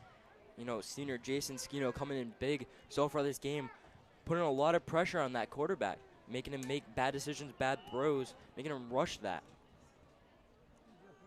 Well, especially when you're up 28-7, blitzing is not the worst thing to do. You just want to put as much pressure in the opposing team's face as you possibly can, and that's what they're doing. And it's mostly Jason Skino coming off the edge and providing that pressure. So 3rd and 20, one coming up for the Patriots, and they're just going to give it on the ground and immediately stopped at the 9-yard line, a pickup of about 3. That's not going to get the Patriots anywhere. And it's going to be a timeout by Johnston. They're not satisfied with 28. They want another score before the half ends. Timeout was called with 37 seconds left, so Johnston will have one timeout as the Patriots are just going to punt this one away. And, you know, a little injury report on the sidelines. Caden in crutches, so definitely not coming back today. Hopefully he will be okay as the playoffs are coming up soon, and we just wish him a speedy recovery. Yeah, the playoffs are starting in 2 weeks from today. Johnston will go on the road to play Classical next Thursday. The game was scheduled for Halloween, but they pushed it up a day.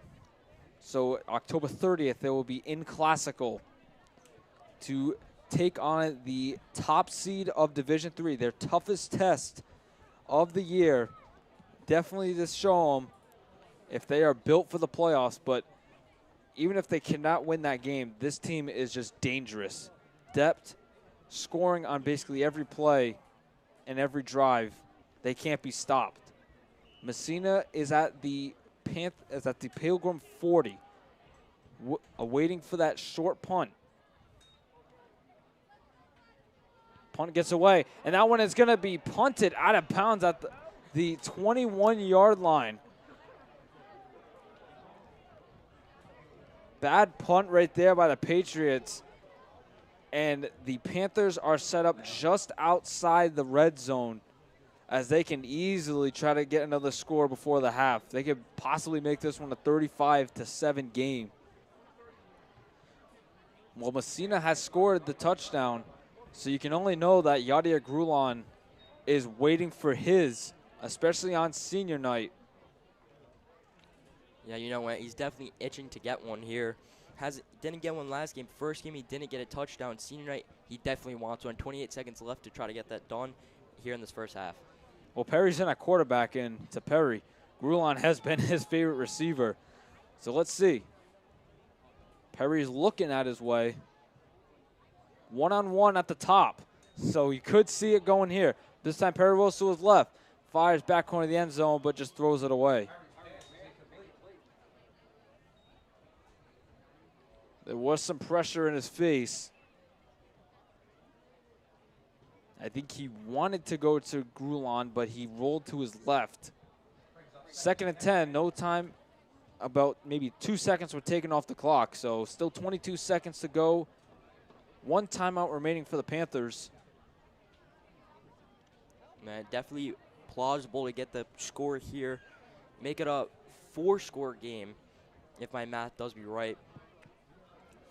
And maybe possibly if they get this touchdown here, maybe the highest scoring game they've had all season, as we saw that against Homecoming. Perry steps back. Perry, some pressure, throws it, and it's almost intercepted. Now one's tipped at the line and almost picked off by Christopher Achille. And it's going to be 3rd and 10. So about 9 seconds came off the game clock there. And we're going to have a timeout, this time called by Pilgrim. That's their first of the half. Panthers want to get into the end zone for the 5th time. And going back to what Matt said, the highest scoring game for the Panthers this season was Homecoming. They scored 42. So definitely they're on track to break that one. Still a lot of game to go. Still got a whole another half to play. But with how Johnson's playing, there's no room for error. All gas, no break. 15 seconds to go here in the first half. Pont is waiting on the sideline. Maybe he wants a chance to get a field goal. Haven't seen that much from him this season, but knowing Coach Joe Achardo, he wants that touchdown. He wants to get into the end zone. And you know what? This is a big game for them. They want to come out here. They want to score a lot. They want to get ready for the game next week against Classical, their biggest game of the year, showing what will happen. Maybe a preview of the Super Bowl in Division III. So now Archambault goes out there at quarterback. Trips to Archambault's left. Messina in the backfield. Fires to Grulon, and it's going to be incomplete. Looks like some miscommunication from Archambault and Grulon, and it's going to be 4th and 10. So let's see what the Panthers want to do. Grulon definitely showing some frustration. He had one-on-one coverage, but maybe a little bit early it was released. So let's see what the Panthers want to do here on this 4th and 10 from the 21. Archambault goes out to his huddle. Gets his play call by Tom Centauri, the offensive coordinator, and Coach Joe Achardo.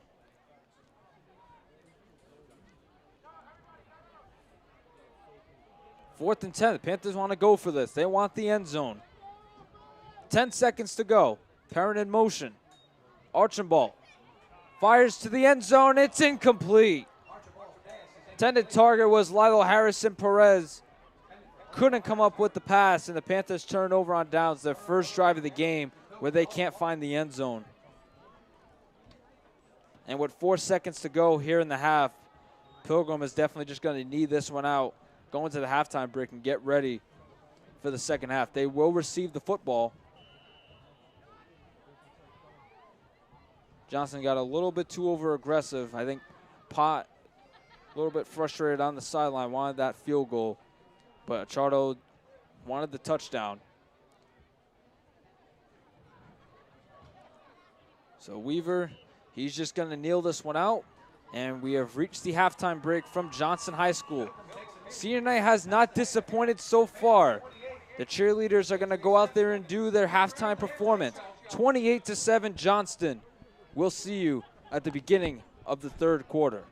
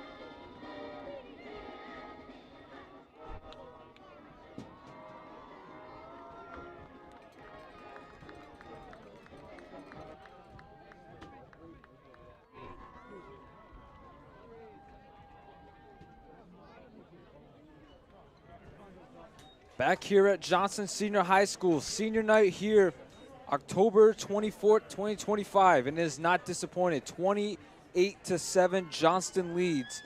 It has been domination on both sides of the ball. Pilgrim has attempted 3 fourth-down conversions and are 1 for 3. Johnston has scored in their first 4 drives, but then they finally were held off the scoreboard by the Pilgrim defense, and that has our score 28-7. Let's recap you a little bit. First touchdown of the game was scored by Stephen O'Brien. Then after that, Evan Perrin in one play took it to the end zone. Then Pilgrim added a touchdown of their own. Then Michael Messina took one to the end zone for Johnston, 21-7. And then I honestly forget the last touchdown. There's been so much scoring to just keep track of. It's been unbelievable scoring for Johnston. And that's why we're at 28-7. But still another half of football, and Pilgrim does get the ball. What does Johnston need to do to control the game here in the second half? Not so much what Johnson needs to do. Johnson needs to continue the way they're playing from the first half, the way that they've been playing all season. Pilgrim's really only hope here, they need to score this drive. They get the football, they get the kickoff. They don't score it. The way Johnson offense has been playing, they have not missed on a drive. They have gone down there and they've scored. They have the last drive, they went 4 and out. They're 4 and 5 on drives. They have been lights out so far on offense, and Pilgrim just needs to keep up with that. Clearly, their defense cannot handle this Johnson offense, so they need to come out here and out-duel Johnson's offense, which will be hard to do, but we saw East Greenwich almost do it last week. Well, Pilgrim does get the ball to start the second half, and like Matt said, they can get on the scoreboard on this drive and get some stops on defense. Pilgrim can fight their way back into this one. Down by 3 scores, the first kickoff of the second half, 28-7. Taking it at the 15. Have some blockers out front. It's going to be taken down at the 25-yard line. Adam Rahazieli. So Pilgrim will start with the football at the 25-yard line. He was taken down by a new face there, number 42, Christopher DePani, sophomore. Haven't seen him a lot this season. Yeah, that mixed him into the special teams rotation. Didn't really play his freshman year, but toward the end of this season, he has gotten some special teams playing time. So here we go. First drive of the second half for the Pilgrim Patriots. Trailing by 21. First play is a screen in the backfield to Fitzgerald. Bounced to the outside and taken out at about the 30-31 yard line. Pickup of about half, so it's going to be 2nd and 5. This Johnston crowd tonight is packed to the brim. Have all the parents, family members, friends for all of the seniors for Johnston, from the cheer team to the football team. You have the student section for Johnston packed as always, especially when the football team is doing well. Always love to see it in Johnston. Love to see that Panther pride. And the result so far has not disappointed the home crowd. And here's a give in the backfield. And he's going to stay on his feet, but now he's going to be taken down, met by a pile of Panthers. Going to be a pickup of about 1. It's going to be 3rd and 3 coming up. And you know what? Going back to this crowd means everything. Now, of course, the crowd doesn't want to come out when the team's been playing bad. But this Panthers team has been, this Panthers crowd has been, awfully great this season. Even when they're not playing well, they still come out and cheer. And that's what's so great about Johnson here. We're like a family. Everyone knows each other. Everyone tries to support.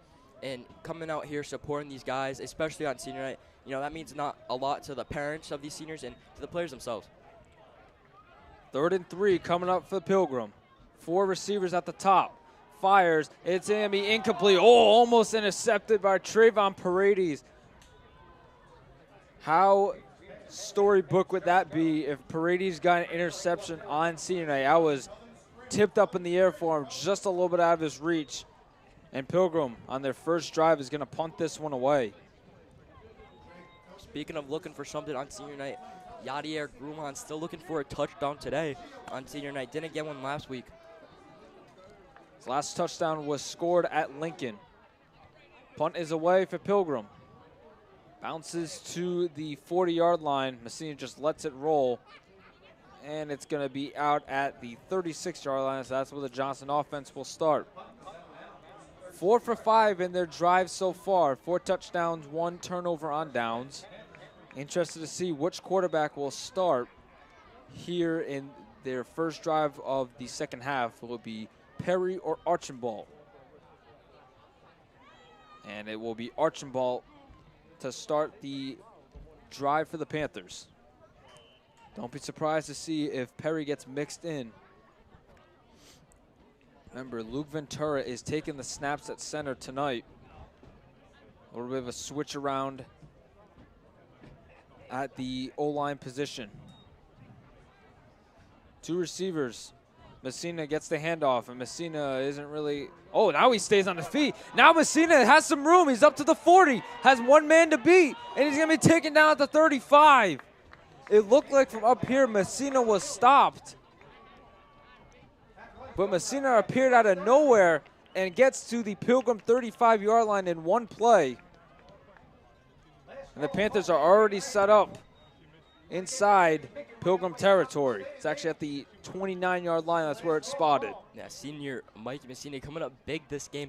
Haven't gotten a touchdown yet, but getting that yard to give Johnson offense the opportunity to score 28 points. Coming up big in this game. Not only this game, this season. He's been a great running back, one of the best in the state, one of the best in Division III. You know, replacing Dean Paris and Steve Finnegan the last 2 years, that's who the Panthers have had. Just been unreal. As he's going to take one for Yadier Grulon. Tight coverage, it's incomplete, and a flag is thrown. Saw that one coming from a mile away. There are 2 flags that are thrown. So it's obviously going to be defensive pass interference. Definitely some contact down there. Now let's see what they are going to do. If they're going to place the ball at the spot, or it's going to be just a pickup. Yep, it's going to be placed spot foul. So now Johnson is set up inside the red zone. Mark him at the 15-yard line. Saw that from a mile away. I saw it from all the way up here. Clearly defensive pass interference, giving Johnson offense a great opportunity to start this game.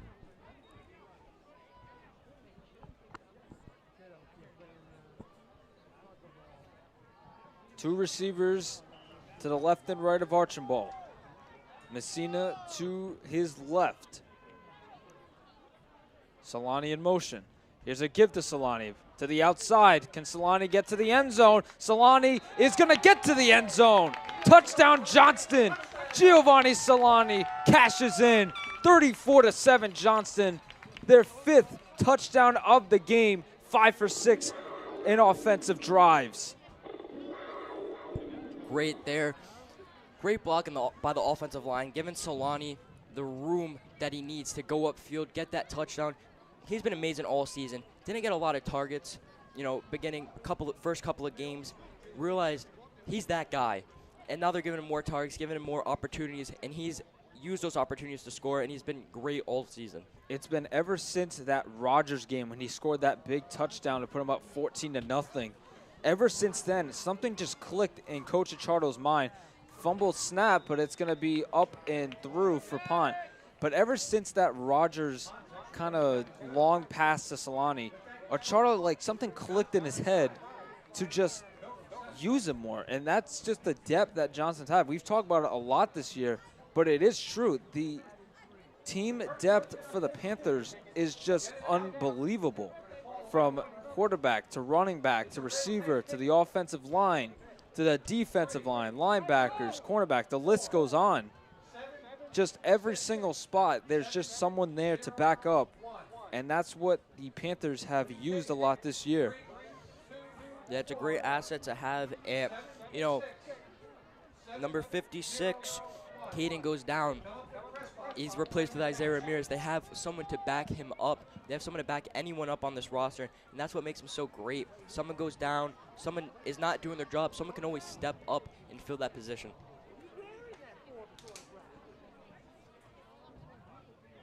So in 3 plays right there, Johnston finds the end zone, and that's been the story all night. 2 or 3 plays, it just takes him to get to the end zone. But the touchdown that they're really looking to get is to Yadier Grulon. Still 2 quarters to play. As Pont will kick it off again. Very long kick. This one to the 10-yard line. Pont has that big leg. As now he's still on his feet, but now he's taken down at the 25-yard line. Adam El Rahazali. You know what? Johnson defense will go back out there again. You know what? 2 scores away from beating their scoring record this season. And the way that they've been playing, putting up 35 points, 20 and a half, and just now put up 7 more. I mean, it's looking like they could beat it. A very great possibility. I'm checking my sources on Max Preps. I think this would be Johnston's 4th or 5th time scoring 35 or more points. This is their 4th. And there's a flag thrown on the sideline. Yadier Grulon, definitely a late push there, doing some taunting after. I think that was going back to the pass interference call. These were the 2 that were on that play. Connor Fitzgerald and Yadier Grulon. I think Coach Achardo was really looking at him and saying, come on, man, you got to be better than that. You're up 35-7. No need for that. And that's definitely what the call is going to be. They're trying to cool him down in the huddle over there. You know, emotions flying high for him. Senior night, he wants that touchdown, you know. Emotions coming in. A little bit of a hot-headed play right there, pushing him in the bounce. Charles saying no need for that, but emotions flying high for him. He definitely wants that touchdown. He's definitely feeling it. Yeah, and now you can see the defensive players telling Yadier Grulon to reset and kind of refocus. That's not really what you want to do. Like I said, when you're up 35-7, you don't want to be giving the other team any opportunities. You just want to keep building on that lead. So 1st and 10 from the 50. Pilgrim looking to score their first touchdown since the first quarter. Little Wildcat, and right in the backfield of him is Jason Skino, and he's going to take him down. He does get back to the line of scrimmage, but Jason Skino was the first to greet him at the line. And Skino all night, he's been blitzing off the edge and has not disappointed. Senior captain, didn't play his sophomore, junior year due to injuries. But his senior year, he's definitely been an impact for that defense. 100% coming in big off the edge, getting those sacks, coming off, maybe not getting those sacks, but giving those pressures, giving those opportunities to get the other people around getting those sacks, and really putting the pressure on the quarterback, really making bad decisions there, and putting the pressure changes the game a lot. Fake handoff, Weaver throws one down the field, looking for a receiver. Oh, and it's dropped. Anthony Farrett had some space. He had nothing but green in front of him. If he had that catch, Grulon fell to the ground. That's the 3rd drop pass by Pilgrim in this one. And that one may have come back to haunt him. That easily could have been a score for Pilgrim. But Johnson catches a huge break. And it's 3rd and 10. That big break there. Big play by Pilgrim, showing their offensive capabilities, and just a missed opportunity there. 3rd and 10. They converted on 2 3rd and longs today. Weaver rolls to his right, has pressure in his face, fires, intercepted! Yadier Grulon, I believe, was the one that picked it off, and it is. How about that? Gets flagged for personal foul, and he answers back with not a touchdown, an interception. And the Panthers will take over at the 45-yard line. And you know, if he's not getting it done on offense, he's sure going to get it done on defense. He's great both ways. Maybe Travis Hunter type, getting it done on offense and defense. Definitely wants a touchdown, but I think he will take an interception as well. Well, it would be pretty storybook if Perry is in that quarterback. You can only imagine if he targets him, he wants that end zone. Going from an interception to a touchdown in one play or even on this drive, how amazing would that be, especially on senior night? Interception and a touchdown. Another stat, 3rd straight week with an interception for Grulon. Grulon. Perry keeps it himself. Perry has some room. Perry! He's going to be taken down at the 30. First time with a QB option, he went nowhere. This time gets into Pilgrim territory at the 30-yard line. Perry did take a shot right there to the back. Definitely in a little bit of pain. He's definitely going to come out for this one. Yep, Archibald's coming out to replace him. Perry took a shot right there, taken down. You know, like I said earlier on, that first QB option, it's either he's going to be stopped or it's going to be an amazing play that you see on highlights. Right there, he shows those leg capabilities. A little bit banged up there, but amazing run by him. One play, they go from the 45 to the 30. It's a handoff to O'Brien, but there's going to be some movement on the line. Yep, it's going to be a false start on Johnston. That's going to be their 5th flag of the game. Actually, now it's their 6th.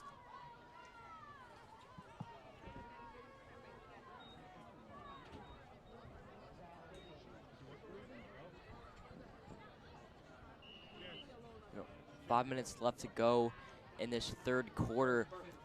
Close to the end zone, trying to get a score here, running up the score, showing we are Johnston.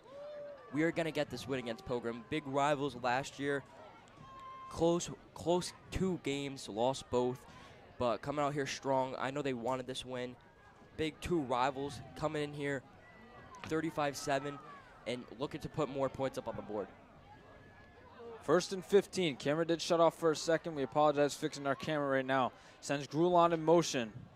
And this time he's going to give it to O'Brien. O'Brien isn't really going to pick up anything. And there is a flag thrown. So let's check the penalty. It's thrown at the line of scrimmage, so let's see what the officials are going to call here.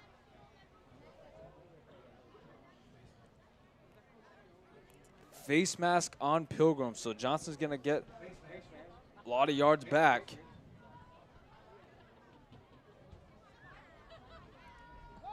So we'll have to get Johnson to 1st and 15. Johnson's going to get right back to 1st and 10. Kendall Perry walks back out to the huddle. Definitely a cramp or two. Now comes back into the game. 4:33 to go here in the 3rd from Johnston High School. It's been all Johnston this game. From the first drive to right now.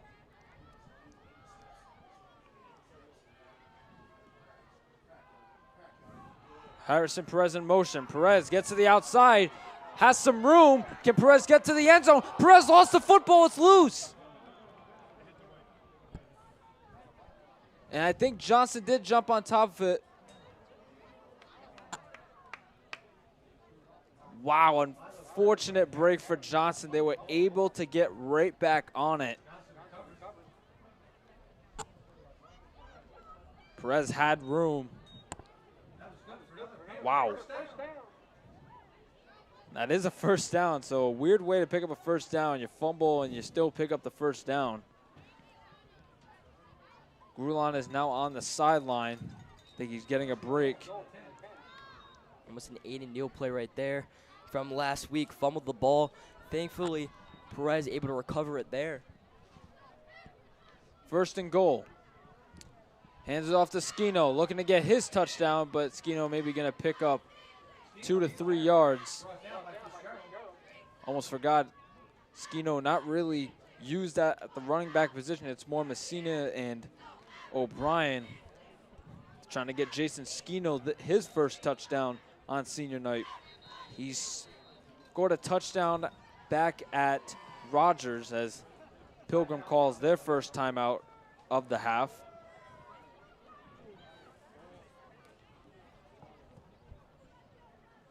A lot of seniors looking to get their 1st touchdown. We still have Yadier Grulon, Jason Skino. You know, a big part of these offenses still looking for their 1st touchdown on senior night. They try to get Jason in the end zone right there, but Pilgrim defense came up big. Grulon sitting on the bench, definitely getting a breather, maybe checking something out near his ankle. Keep you updated on that. Both teams still in their timeout huddles.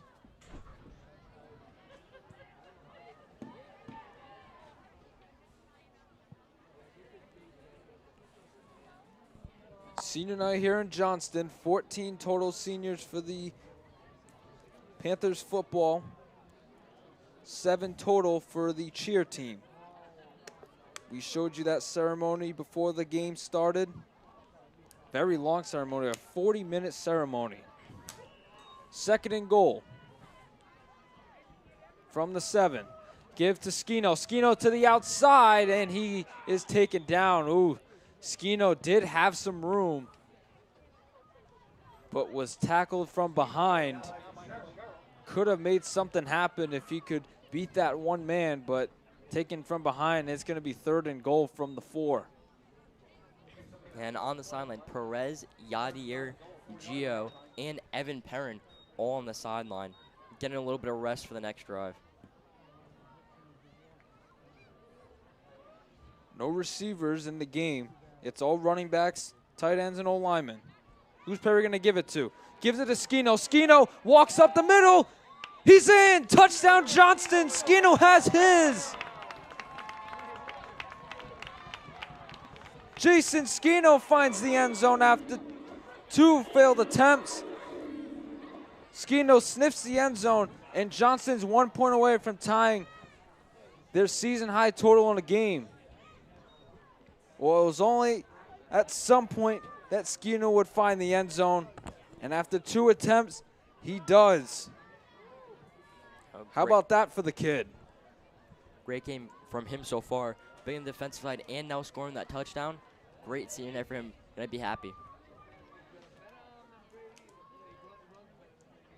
So now Pont is going to attempt to make this 42-7.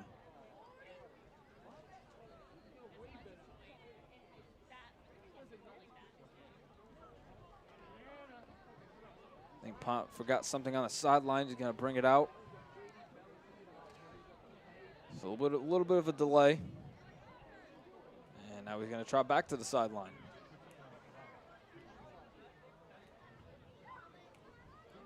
Weird turn of events.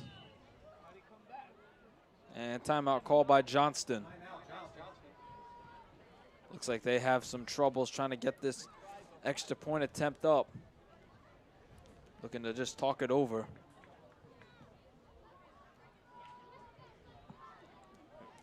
Weird play there. Not sure what was going on. Well, if the season ended today, Johnston would lock up the 3 seed. No teams get a bye in Division III football. Every team plays. So interested to see whose Johnston opponent would be. They would obviously host it. That would be the following Friday after next week against Classical, which Johnston has had their game circled on the calendar. We have a little bit of history rooming for the Panthers and Johnston High School. If girls soccer, they are on the road tonight to play Pawtucket Co-op. If they can win the game, all four fall sports teams will clinch the playoffs for the first time in school history. So we're waiting on the final score of that one. But that would be an unbelievable accomplishment for Johnston. I asked Mr. Erickson if the standings were final and said it all depends on today's game and Cranston East. So we'll see what happens. So Johnston, they're going to go for 2. They're going to try and pass their 42 points scored against Charahoe. Perez in motion. He gives it to Grulon. Grulon, he has some room, and Grulon is in. And the Johnston Panthers have set a new season highest total points scored in a game. They have 43 total, passing 42, which they scored against Charahoe.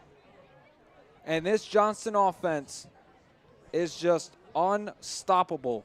43-7. We're going to take a quick break. It is all Johnston on senior night.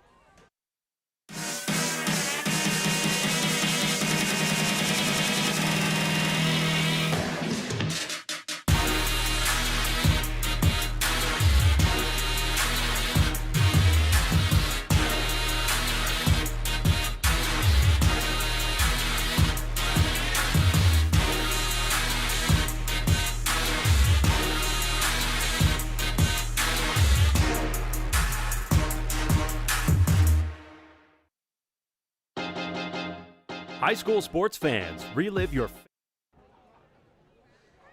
43-7. Johnson has set their season high in total points scored in the game after Perry gave it off to Grulon. The kick is going to be a line drive to the 15. Looking for some blocks, still on his feet. He's going to be taken out at the 34-yard line. While on the break, Matt Duquette brought up a interesting stat when he was talking to Luke Venturi. You want to tell the audience, Matt? Yeah, sitting on the bus talking to Luke, he brings up this interesting stat. If they win against Classical, they win this game and Classical's game, they face North Providence, our big rivals, our first game of the season this season, who we beat very handedly. It was 35-8. That was domination. They will be playing them first game in the playoffs at home. So that would be a great and amazing game if they can beat Classical. Well, if that was a sellout at opening week, this place, I don't even think you're going to have enough room to walk in the bleachers as Evan Perrin meets Fitzgerald at the 35-yard line, gain of about 3, 2nd and 7. But that would be an unbelievable first playoff game here at Mayor Joseph M. Policina Stadium. North Providence and Johnston never fails to disappoint.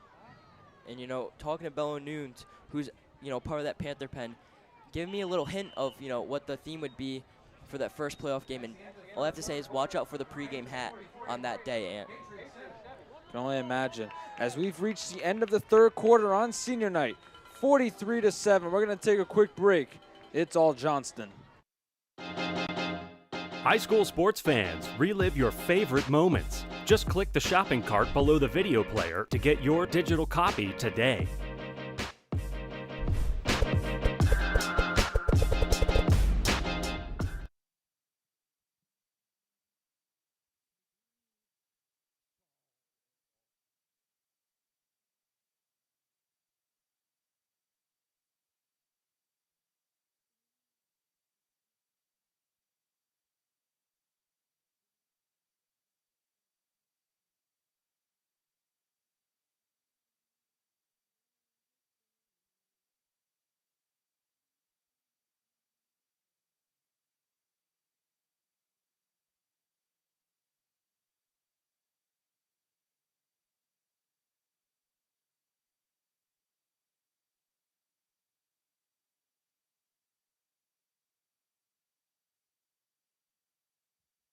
When you're driving, reaction time.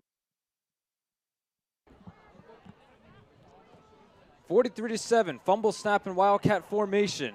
Still on his feet and bounces near the stick. Let's see if he has enough for the first down. Checking the initial call, and they're just going to give it to him. Reset of downs for the Pilgrim Patriots. Well, if you're just tuning in, that score is correct, 43-7. Johnson has dominated for basically this entire game. They took the opening kickoff, and they have not looked back. They have not disappointed their senior crowd, and these seniors are on pace to have this dominating win. And you know what? Been a great game all around, offense and defense for this Panthers. There's a pitch to the outside, has some blocks. Paredes misses the tackle, and now he's going to be brought to the ground by Ramirez, and that's going to be a fly. It looks like it's going to be a horse collar.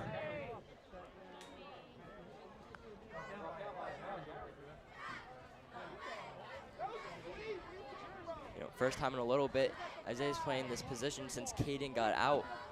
Horse collar there, pretty obvious. He's usually playing tight end for this Panthers offense.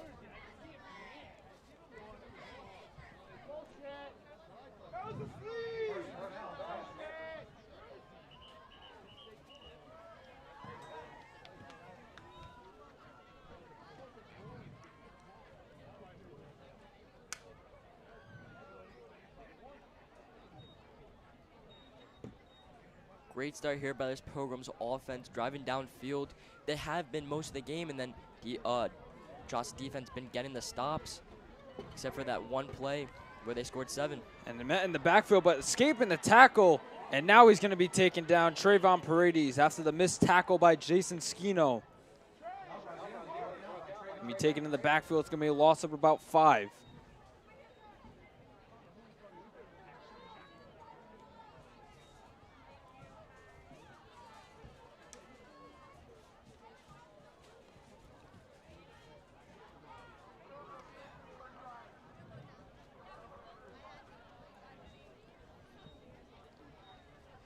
Second and 16 coming up.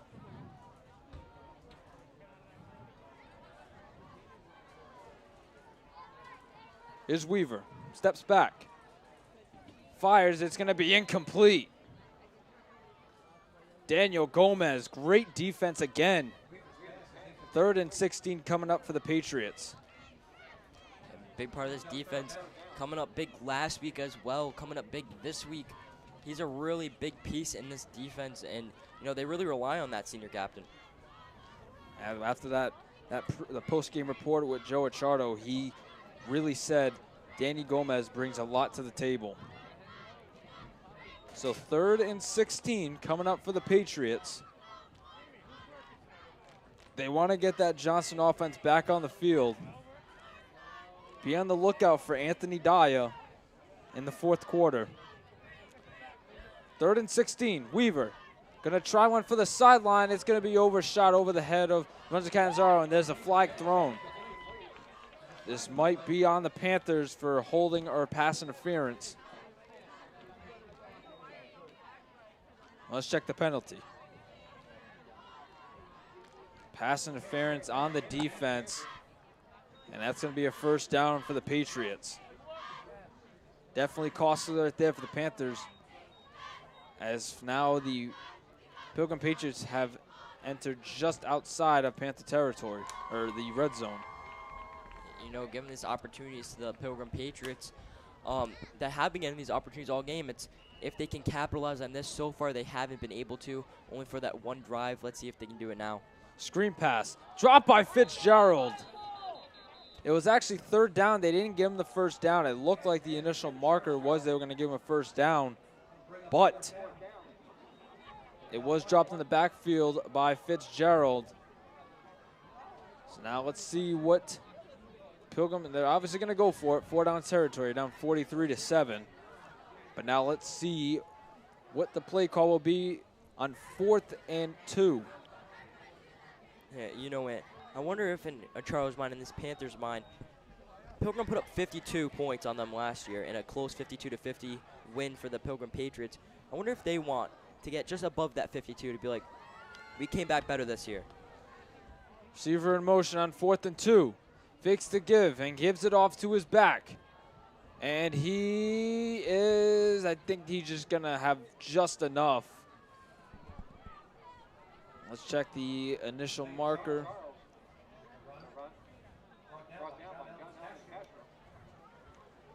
And they're going to give it to him. First down for the Patriots. 6:55 to go. They really want to get another offensive possession. It's going to be a running clock for the remainder of this game, 43-7.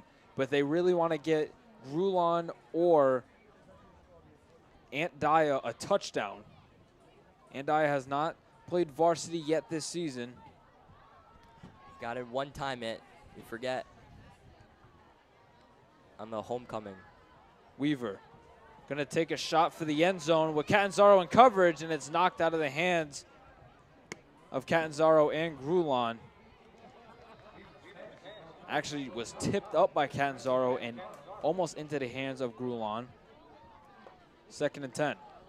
Remember, running clock will remain for the remainder of the quarter, but they really want to get another offensive possession. You know, trying to get Yadier Grulon a touchdown. He hasn't gotten one this game. Weaver rolls out, fires. Paredes in coverage. Paredes incomplete. Trayvon Paredes, tight coverage again. This defense is special for the Johnston Panthers, and Trayvon is one of those key pieces. Yeah, you know what? That straps right there, as they call it. He's been locked on all season. Really, rarely he gets burned over the top or slants. He's been a great DB for them all season, and pretty locked down as well. 3rd and 10. Johnston defense wants to stop to get the offense back out there.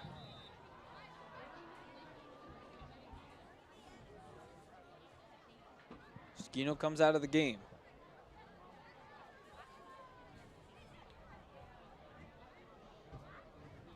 Heads toward the bench area. Maybe getting checked out a little bit. 3rd and 10. Weaver fires toward the end zone. That pass is incomplete. Trayvon Paredes again. Straps for Paredes. 4th and 10. And likely Patriots are going to go for this. One more stop is needed to get that offense on the field.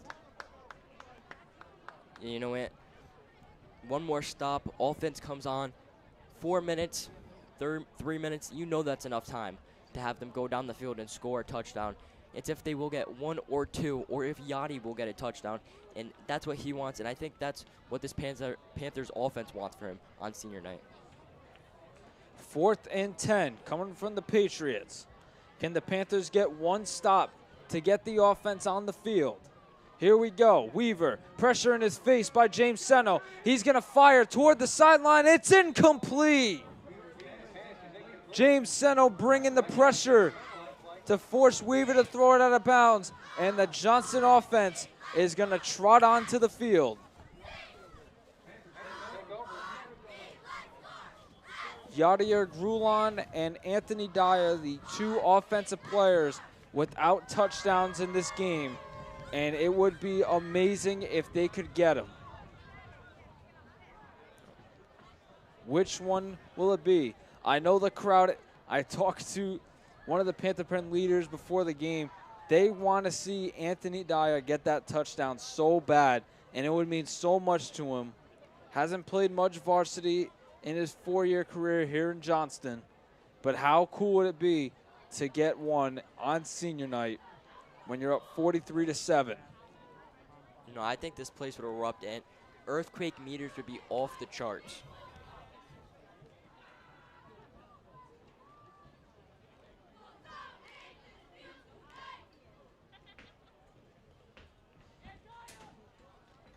They want him.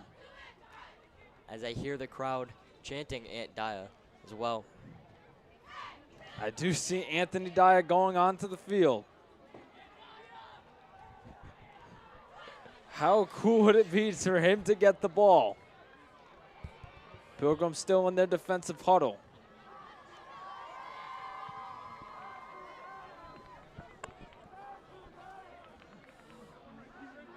And Dyer lined up in the slot. Can Archambault get a pass to him? A lot of new faces for this wide receiver room. Though all the starters are out. Let's see. First play from Archambault. Archambault is just going to give it off to O'Brien. He's going to go nowhere. Gain of about 3 maybe on that one. 2 wide receivers to look out for in these upcoming years. 2 freshmen, Carlos Reyes and Ezekiel Sayaki. 2 great freshmen that were good for Ethan Archambault. 2 targets for him in middle school. They'll be coming up soon enough, probably starting varsity next year. Great talent, just such a great room that this Panthers offense has. You know, not a lot of starting time on varsity.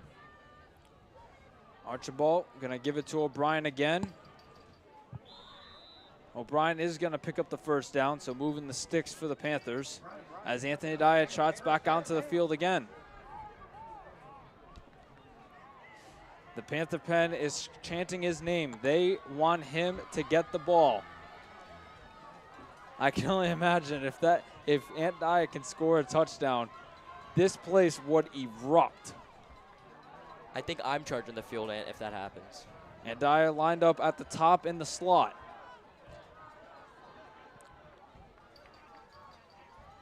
Archambault is going to hand it off, and it's going to be a gain of about 5 on that one.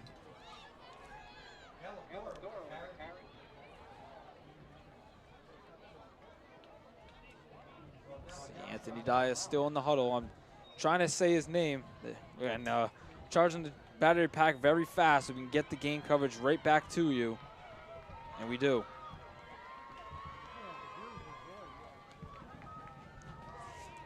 In the left trying to get anti the ball. 2nd and 4.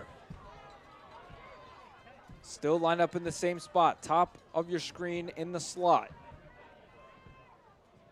Handoff and taken down in the backfield. And it's going to be 3rd and about 8 coming up. 1:11 to go. They want him to get the ball. I want them to throw it to Anti. This would be amazing. Storybook ending right here. Cap off senior season for him. How cool would it be? Let's see. Under a minute to go. Looking for him. Yep, he's lined up in the slot again. The team wants him to get the ball. The crowd wants him to get it as well. And they're just going to hand it off. And he's going to be stopped. 40 seconds to go.